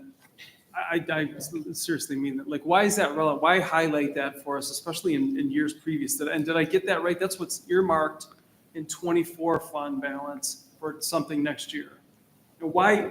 What's the historical context here? 2020, there was a high amount that was earmarked for the next year. What do we think about that? So from an accounting requirement perspective, the accounting standards require certain designations of fund balance based on fund balance policy and what the accounting standards require you to kind of designate as. There's different categories: non-spendable, assigned. So this follows kind of that prescribed classification of fund balance from an accounting perspective. And then I'll let Devin chime in for kind of why maybe that varies. Well, your question is directed at why is it presented there in that way? And that's and that number, and can correct me if I'm wrong, that's based on next year's budget, what we're projecting, right? The planned use, which is projected, but we all know that all things are relative compared to what actually happened, right? So we're in a better position than we originally thought. So obviously that might change. This is based on a preliminary budget that was built in the spring. But the accounting, so one of the required assignments of fund balance is if a district plans to utilize fund balance. I'm saying that in layman's terms, it's a required assignment of fund balance. And so that just becomes a classification of fund balance then. In those earlier years where you don't see that, that preceded that accounting standard for that designation. So I think it's more of just the issue of defining unrestricted, meaning you can use that for anything you want versus a amount of money has already been designated for a specific piece. And so we can't necessarily use the entire 34% because some of it's already been dedicated, like a percentage. This is going towards next year's contract, which isn't in last year's budget because it's brand new. And so that it's kind of saying is we've already committed some of this money, whereas I don't know what, who knows what, for probably somewhere around 30% is unrestricted. I don't know the exact number, but. Or the government has said you can spend this money on X or both. We designated, we decided where. Yeah, so based on the budget that you adopted in June for fiscal 25, that was the amount at the time where expenditures exceeded revenue. That was its own interesting timing of the budget, right? Because as soon as we approved it, then we got the state budget and that. Correct, So exactly. we know that numbers. Right. At that moment, that's what was the best estimate, and then the next day it changed. We know there's a bunch of errors in that budget. One, we have more students than we thought we were going to have. Two, at the time, we had allotted money toward a bonus, which actually didn't happen last year. It's actually happening this year. And so this next budget update, which I don't know, I don't think we're going to do this until after the new year. I'm not sure when it's planned, but it's going to hopefully take all those things into account and give the next school board an understanding of where they have. Luckily, I think it's more positives than negatives. Yeah, typically amendments occur in April, I believe. And I know, Devin, you looked at the past 2 years of when the amendment was positive. Yeah, so the last 2 years, it was done in April. It really, it's when you feel confident. And I hate to say this, but haven't had a lot of confidence early in budgeting seasons. Still needing a lot of guidance from MDE, specifically on the 3% and what that looks like. And then also, obviously, the big things like student count and then the offset to mixers also. So it really depends on when you feel confident. The last 2 years, because of all the changes at the state level, I think we've had later budget amendments in April. Yeah, and So, Devin, I want to thank you for driving up last Thursday night to a MSBO meeting late at night and coming back as well pretty early Friday to learn about the 3%, because it's really a vexing issue amongst, as the CPAs and accountants understand, with how we're trying to figure that out. And when you say a lack of confidence, we experienced that, as did you in your previous gig, when, Mike basically finished the budget, and that night, 20 minutes before we sat down, it had changed, and what we were told we were going to get, we didn't. And, the helpful notion is that the money that public school employees overpaid, that was really led by, I think, Representative Colazar to make sure that money came back into the system. I think our actual allocation was 461 on that. But the vexing thing is, for the first time, there was not a per pupil actual allocation. And so, to Jim's point, to Devin's point, like the moving pieces, when we say we didn't have a lot of confidence, it's with the state legislature, not with ourselves and not with our partners. And another piece, when we talk about a lot of different factors, for instance, the district that I previously served in has the ability to raise double the amount of money in a bond that we do. If we issue a $50 million bond, they can issue a $100 million bond with no tax increase. So what that means is each district is different in that way. And the more you can protect your general fund by using bond dollars to attend to the physical infrastructure and other things, the more predictability you have in your particular budgeting. And it's a component of that. It's like a huge puzzle on that. And I think it's something that a lot of people don't understand is some communities can bond significantly more money than others. And that does have a dramatic impact on then what we can do and where we can spend our money. So food for thought is really the fact that, imagine what I just said. So a district reborder can go out for a bond, a $400 million bond without a tax increase. The highest we could is 200. Food for thought, because that also impacts our general budget as we move along. And there are districts all over the state that we could look those numbers up and help you understand.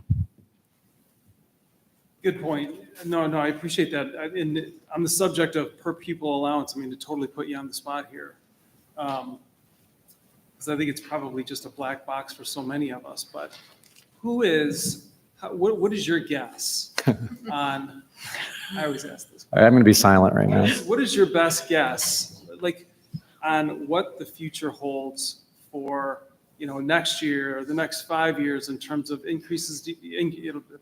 I don't even want to mention that it could go down. But future increases, the likelihood, and who is out there really trying to predict that more than anyone else? We're trying to get our arms around that. We're guessing at this all the time. We're at the whim of the legislature, but what is your guess? What is your guess?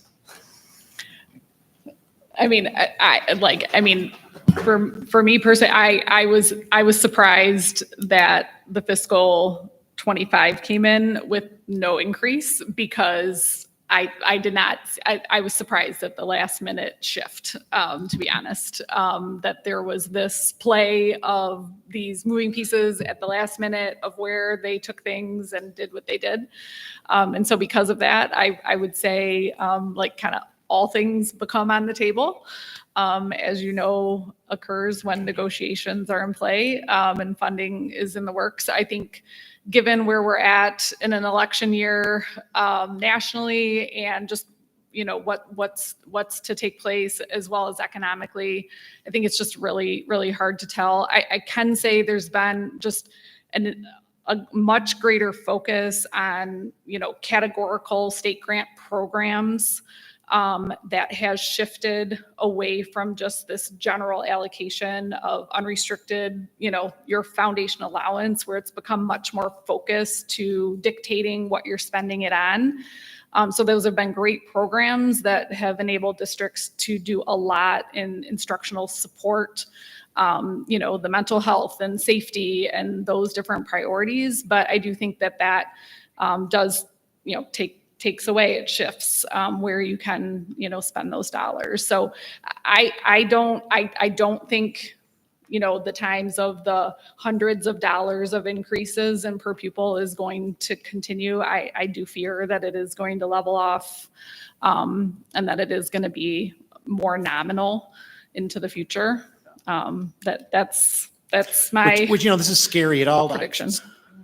It's official for her. I can say what I want, but it depends on state revenue, right? And where the state revenues are. But, the thing that's kind of crazy is, we're likely to get $80 to $100, which is, 1%, right, increase. And yet our taxes that are being levied on your houses, which fund a big chunk of this, are going up by at least double and triple that. And you go, state of Michigan, where's all the money going? And because it's clearly not coming back to the districts. And that's one of the reasons why our funding is like 41st in the state, in the United States. And the federal government, the state, whatever you want to call it, is taking money out of our individual pockets, but they're returning a very small percentage to our district. And then when they criticize us about, we aren't doing so well, it's like, yeah, but you're not funding us. You're taking the money and doing something else with it. And that's where we have to hold our legislators' feet to the fire. And I don't think it's just the fire. I think we need to start getting blowtorches out because, they're just raping and pillaging us. So that's my opinion. Yeah. It's not official and they won't get caught saying anything bad about Something it. different? No, I think that's a good point. This is my final comment. I guess the way you described it just now is, thinking more about what you've seen or what we're all seeing is less general funding, right, to schools to spend however you want, and more. Here's money, but it's for a specific purpose. The way you said that makes me say to myself and to us possibly, we should think long and hard about when we have money for mental health or security or any specific grant, we should spend it because we don't know if we're going to get that money in any other way, general or otherwise. So if we get the money, we should use it. I don't know. That's just my kind of my statement on that. That's all my questions. Thank you. Yeah. So when you talk about state grant funding, like the 31 AA and everything, are those funds within the 75.27% that's coming from the state? Mm-hmm.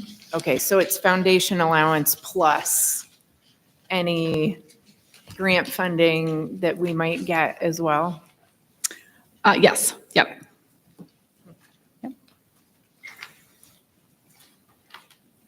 I really appreciate, did you have anything else? No, I'm done. Yes.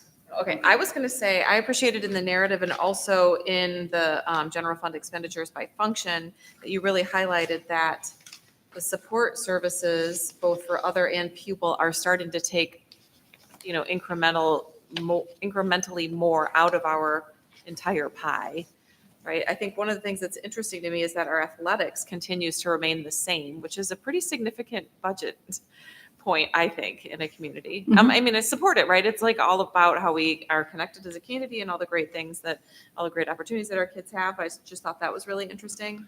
And then the capital outlay, I probably could read the narrative a little bit better, but can you help me understand that's obviously a significantly larger chunk, but I think some of that you said was for the safety and security that we just invested into our district. Yep, Is that there was correct? a couple of significant projects this year that were funded out of the general fund, whereas a number of other projects are obviously funded out of your bond and sinking fund. But this year, there was the Cook HVAC project. There was the system, the PA system security grant that got funded out of the general fund, and some so a couple of larger kind of one-off projects that hit in the general fund. I don't know if you want to, were those the big ones? Yeah.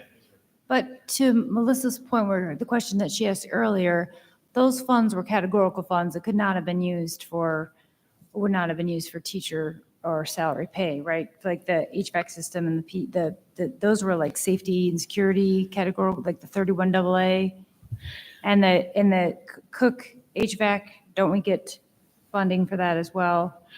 Right, from a expenditure classification perspective, those were classified as capital outlay expenditures. The revenue source of those would have been state. Is that what the? Yeah, that's what I'm saying. It's like, it's not like we took them out of our per pupil allowance to pay for those. But all within the general fund. Right, yes. Right. Yes. Right. But we're talking about categorical funding. I know when we talk about revenue, we're kind of lumping it all together. But even though we lump it all together, it really can't all go to the same place. I understood that. Okay.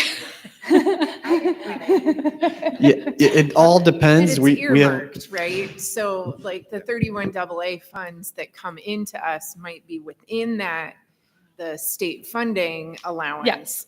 But we can't use 31 AA funding for teacher benefits, right? It's very specific Correct. what we can use it for. Agreed. Yes. I mean, I think that's the problem with some of the state funding, right? So the state says, oh, we're going to give these categoricals. And that's nice. It's extra money. But then they choose how you have to spend it. And some of those categories don't necessarily fit well with the needs of Northville. So by taking money away from foundation allowance and putting these categoricals, they take away our ability to use the money in what we believe is the best place to use it. So, well, it's good to get it. The more the state does that, the more it ties our hands about our ability to spend the money in the most efficient way for our students to drive our test scores up, right? And so that's the bad side about categoricals. It's money, but they get to choose where we spend it. And sometimes, a lot of times it's good, but sometimes it's like, well, that's not a category we really need, or, and so it does tie our hands a little bit. I mean, I'm not going to say anything, but it may be targeted towards some other districts that have bigger issues than we do. I guess I wonder. That's politely. In that way, I wonder a little bit though about, I think about the 31 AA money, right? In some ways, it also puts us in a position where it would be hard to spend general fund money on additional services because we're getting the 31 AA money for mental health and safety and security. So I wonder, I don't know, it seems like it kind of puts us in a bind in that way too. Well, and what we ran into with 31 AA, the legislature never indicated that it might be going away. And that was part of that June surprise that hammered us, is one, we had no funding increase on that. They didn't go ahead and put forth the opportunity for us to put money back into our system from our overpay. And they knocked out 31 AA, which is why I was all over the media and not happy and letting people know that they were hurting our kids. So to your and Jim's point, the other problem with categorical funding like that is that it's easier for them to pull something like that and say, oh, we'll just dump this bucket. Mm-hmm. But you don't give Devin and the crew an opportunity to see that coming. And to your point, you're relying on it for certain things. It is a huge pinch. And on that, like I'm with Jim, like give us our money in whole and total so we can make our decisions, and that Devin and his team can predict and budget in a way. Rebecca can go into negotiations and do the things she needs to do. The categorical landscape has definitely been difficult. And I think it was a lot of pressure from school boards and parents demanding that 31 AA comes back. We get half of it.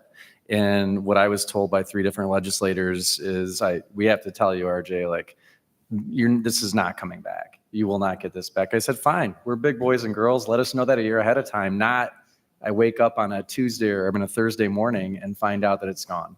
So Isn't also part of the problem too, unless I'm misremembering, that sometimes the parameters around the spending change. So we think, oh, we can't spend it this way. Oh, now we can. And they kind of move it around.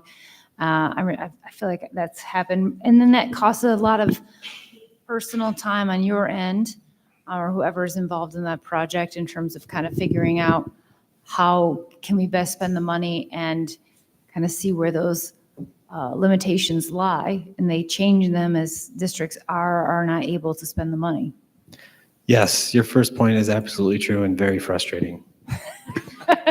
And one thing that I keep thinking about is we have such a talented group in our administration office.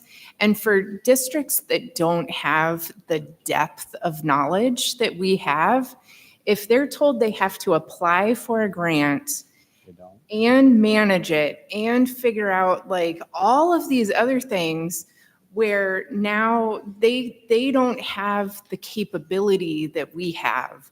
And so they're getting money pulled from their foundation allowance and they don't have the ability that we do to recoup some of that money. Excellent point. And these three can tell you right here. I mean, last year, remember that we had a couple things that we missed in our audit, not this year, but last year. And, Mike was upset about that. But what I said to Mike is, Mike, how can you keep track of 78 discrete, different funding pieces and little bips and bops that come in and then to Jim's point, they change the game or at least so they change your point, they change the game in the middle of it.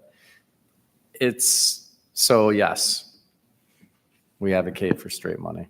Yeah, and we hire staff to do specific jobs, and then when there's more and more asked of those staff, it's just added on. So it is frustrating. I guess one last just minutia question on MIPSers. I mean, you have a nice detail of some issues, and you talk about that MIPSers has increased contribution from 45% to 48%, which, it's kind of crazy. You think about, whatever your cost of salary is, 50% more of it is going off to pay for MIPSers and that. Can you tell us? But I mean, my anticipation is that number is going to continue to grow. Would that be a reasonable expectation?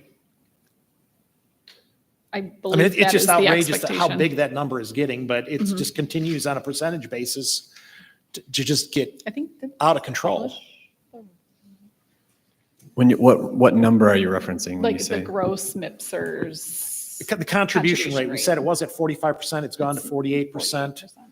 And the net cost of the districts went from, because again, the state or is whatever paying it, went from 28% to 31%. So we're, even though the state is funding MIPSers, we're now having, the share that we have to pay on top of that is getting bigger. That's how I read that. Yes. And it's going to continue to go up, which means all that money takes away from the money that because the money we pay to MIPSers, I get there's a reason for it, but it's not money we can use on kids.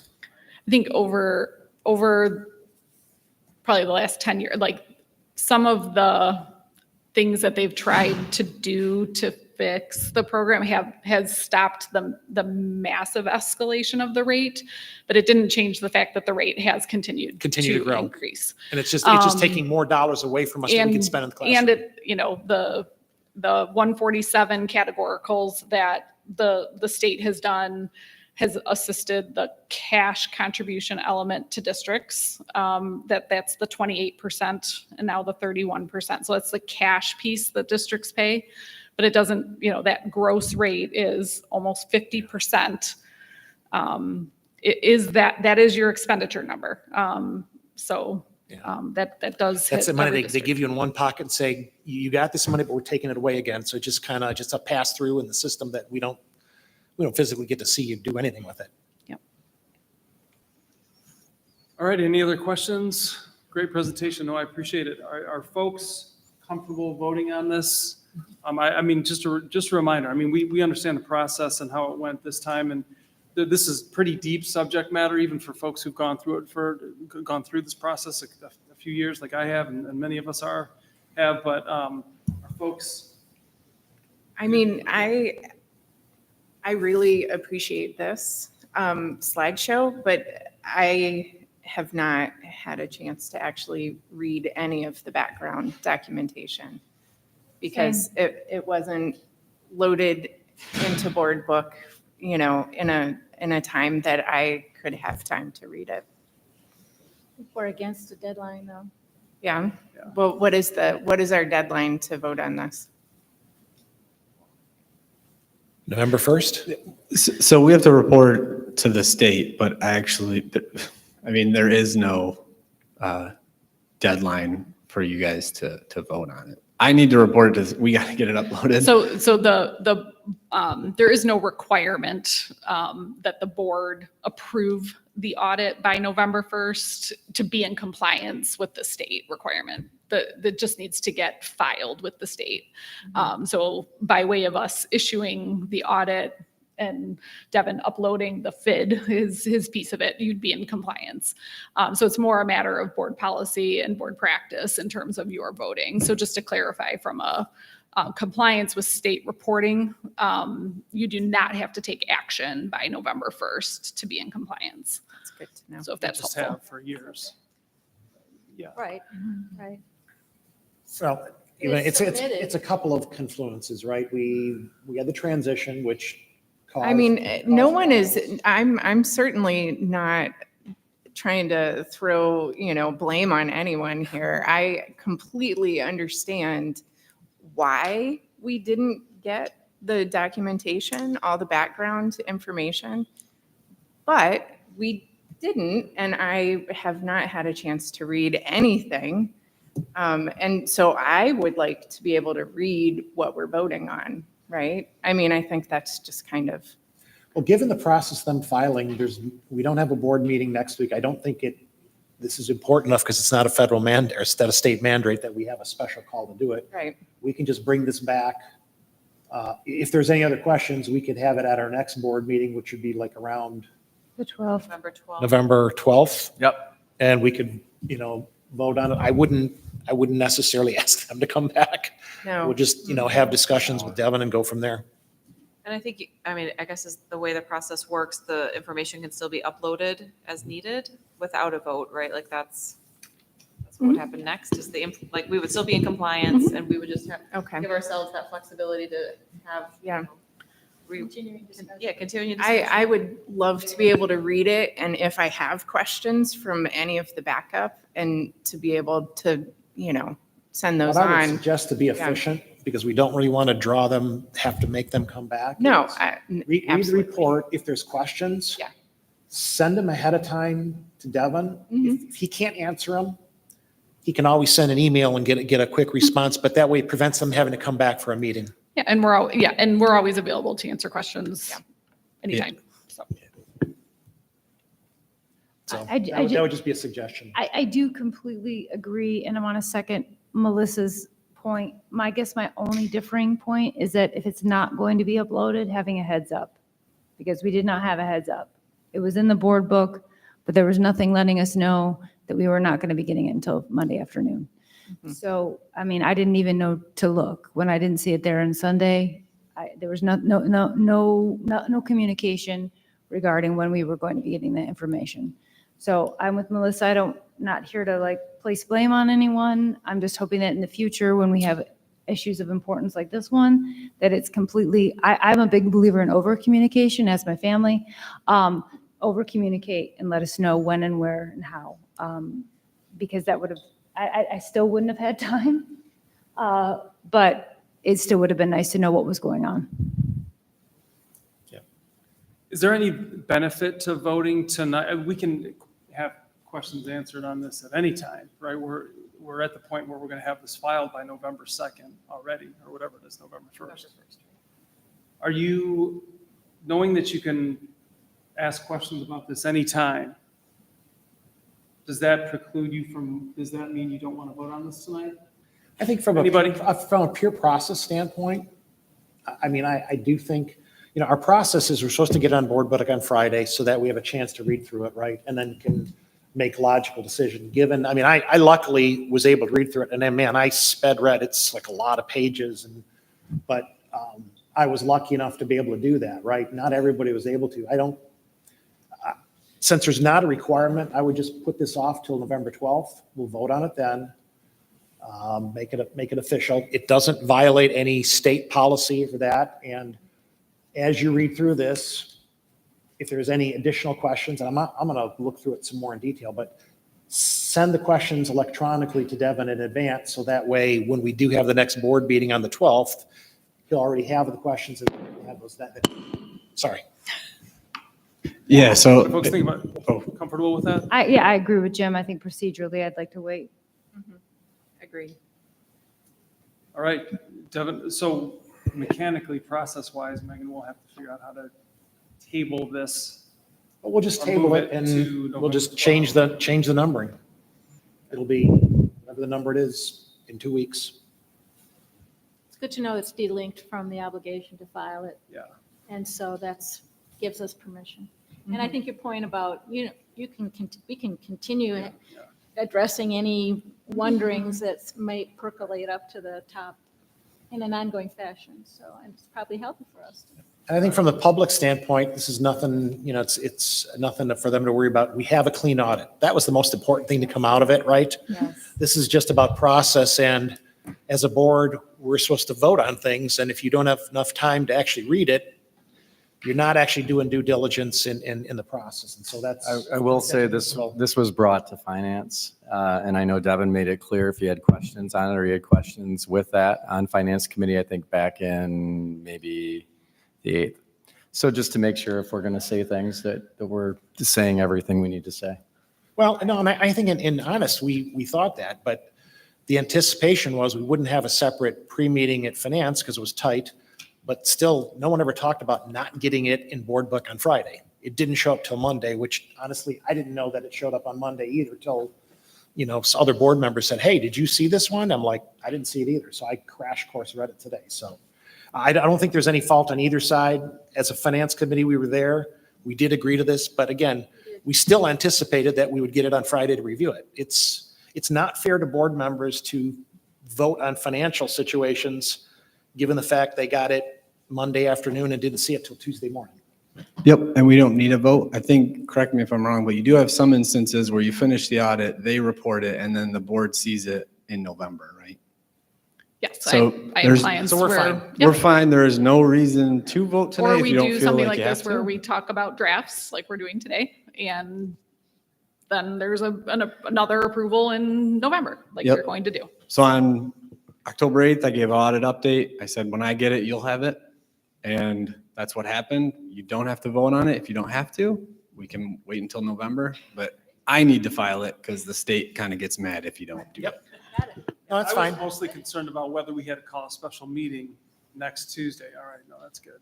That helps. Okay. I think it gives us more breathing room, right? That really, I'm so happy to see that it is a clean audit. Like, that's Yes. amazing, Yeah. right? We had some hiccups last year that were our watch points. So I'm really glad that the way that the whole process and procedures have worked, that we do have a clean audit this year. I think that is a huge thing to celebrate. And then, I think for us, who will be on the board next year, it is good for us to dig into like, what are the figures? What are the watch points? What do we need to know?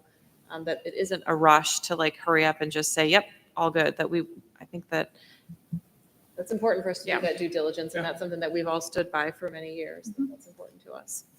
Okay, so why don't we officially table the vote till the 12th?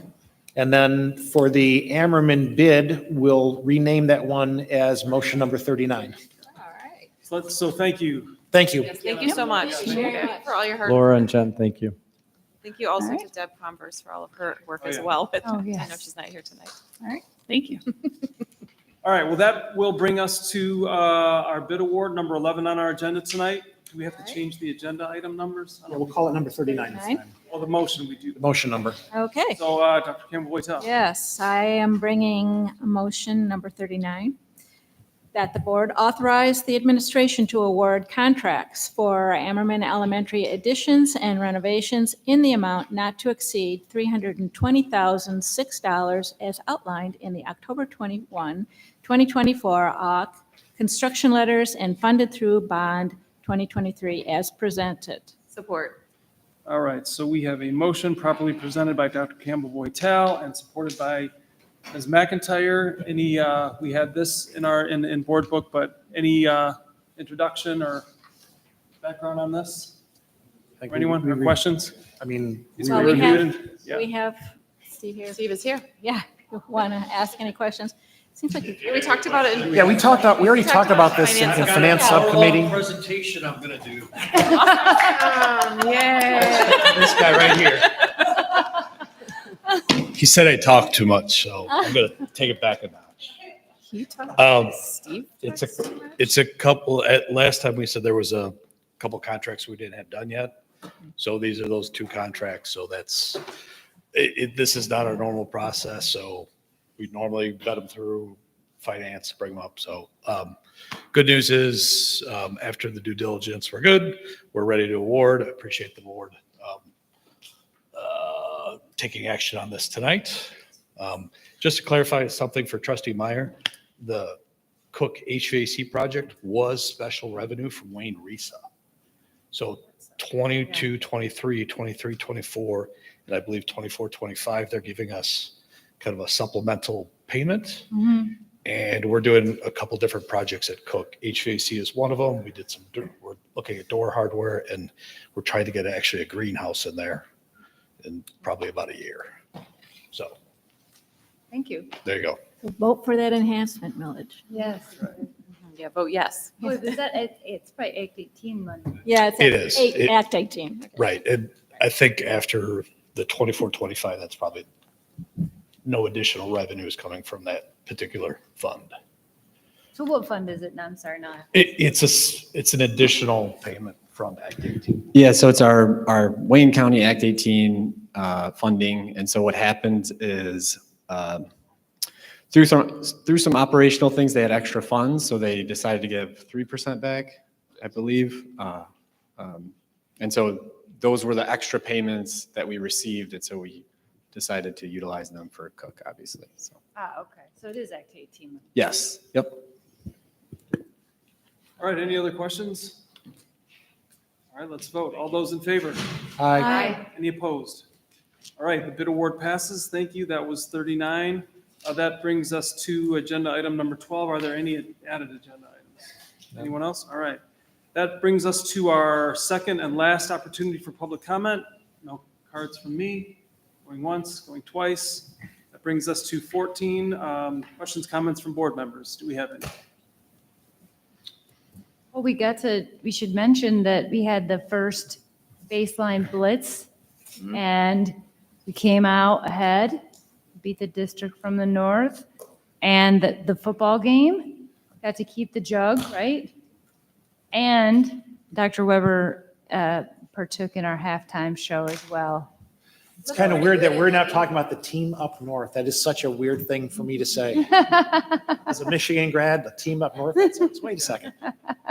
What's your Ohio State influence now? But I would just really want to commend Kate Mitchell and everyone that worked so hard on the NEF. I just thought it was a really neat idea to utilize both educational foundations. Both districts have very involved educational foundations that are trying to find new opportunities to support our students. And it was all in good fun. We went to the tailgate beforehand with the food trucks and music, and it was just a really kind of nice event to be, together as 2 districts. I know that we're competing in a football game, but it was just kind of neat to see how much money that was raised for that time period and use that rivalry for the good of students. So thank you very much to them. I agree. I want to underscore that too. I thought it was really fun to start with the 5K event on the yes, Sunday thank you. Yeah, before. That was yeah. really cool. The weather was terrible, but it was really fun to see Northville and Novi, both communities, just really participating in such a fun event and making it a week-long rivalry event, not just the Friday night football. So that was really cool. So Hats to off that both point, communities. actually, as the liaison to the Senior Advisory Commission, we got, we were informed, Elisa informed us all on the activities, but then somebody said, I wonder if we could challenge their Senior Advisory Commission to some kind of a competition and fundraising. And so there was, some energy around the table, like, okay, yeah, we can get them. Let's come up with some activities. Yeah. I love that. So there's other ways to bring in Yeah. all of the people of the community. So anyway. Excellent, good call out. All right. I just really quickly, I'm going to keep saying it at every board meeting we have until November 14th. It's the next overbooked book club with Northville Youth Network. It's going to be at the high school in the Forum on November 14th at 6:30. And the book is called Never Enough. November 14th. Yeah. All right. Anybody else? Anything else? We won't be back for 2 weeks. We do have 2 weeks off. So I don't know what everyone's going to do with their Tuesday night, but it's not going to be watching us. All right, get out and vote.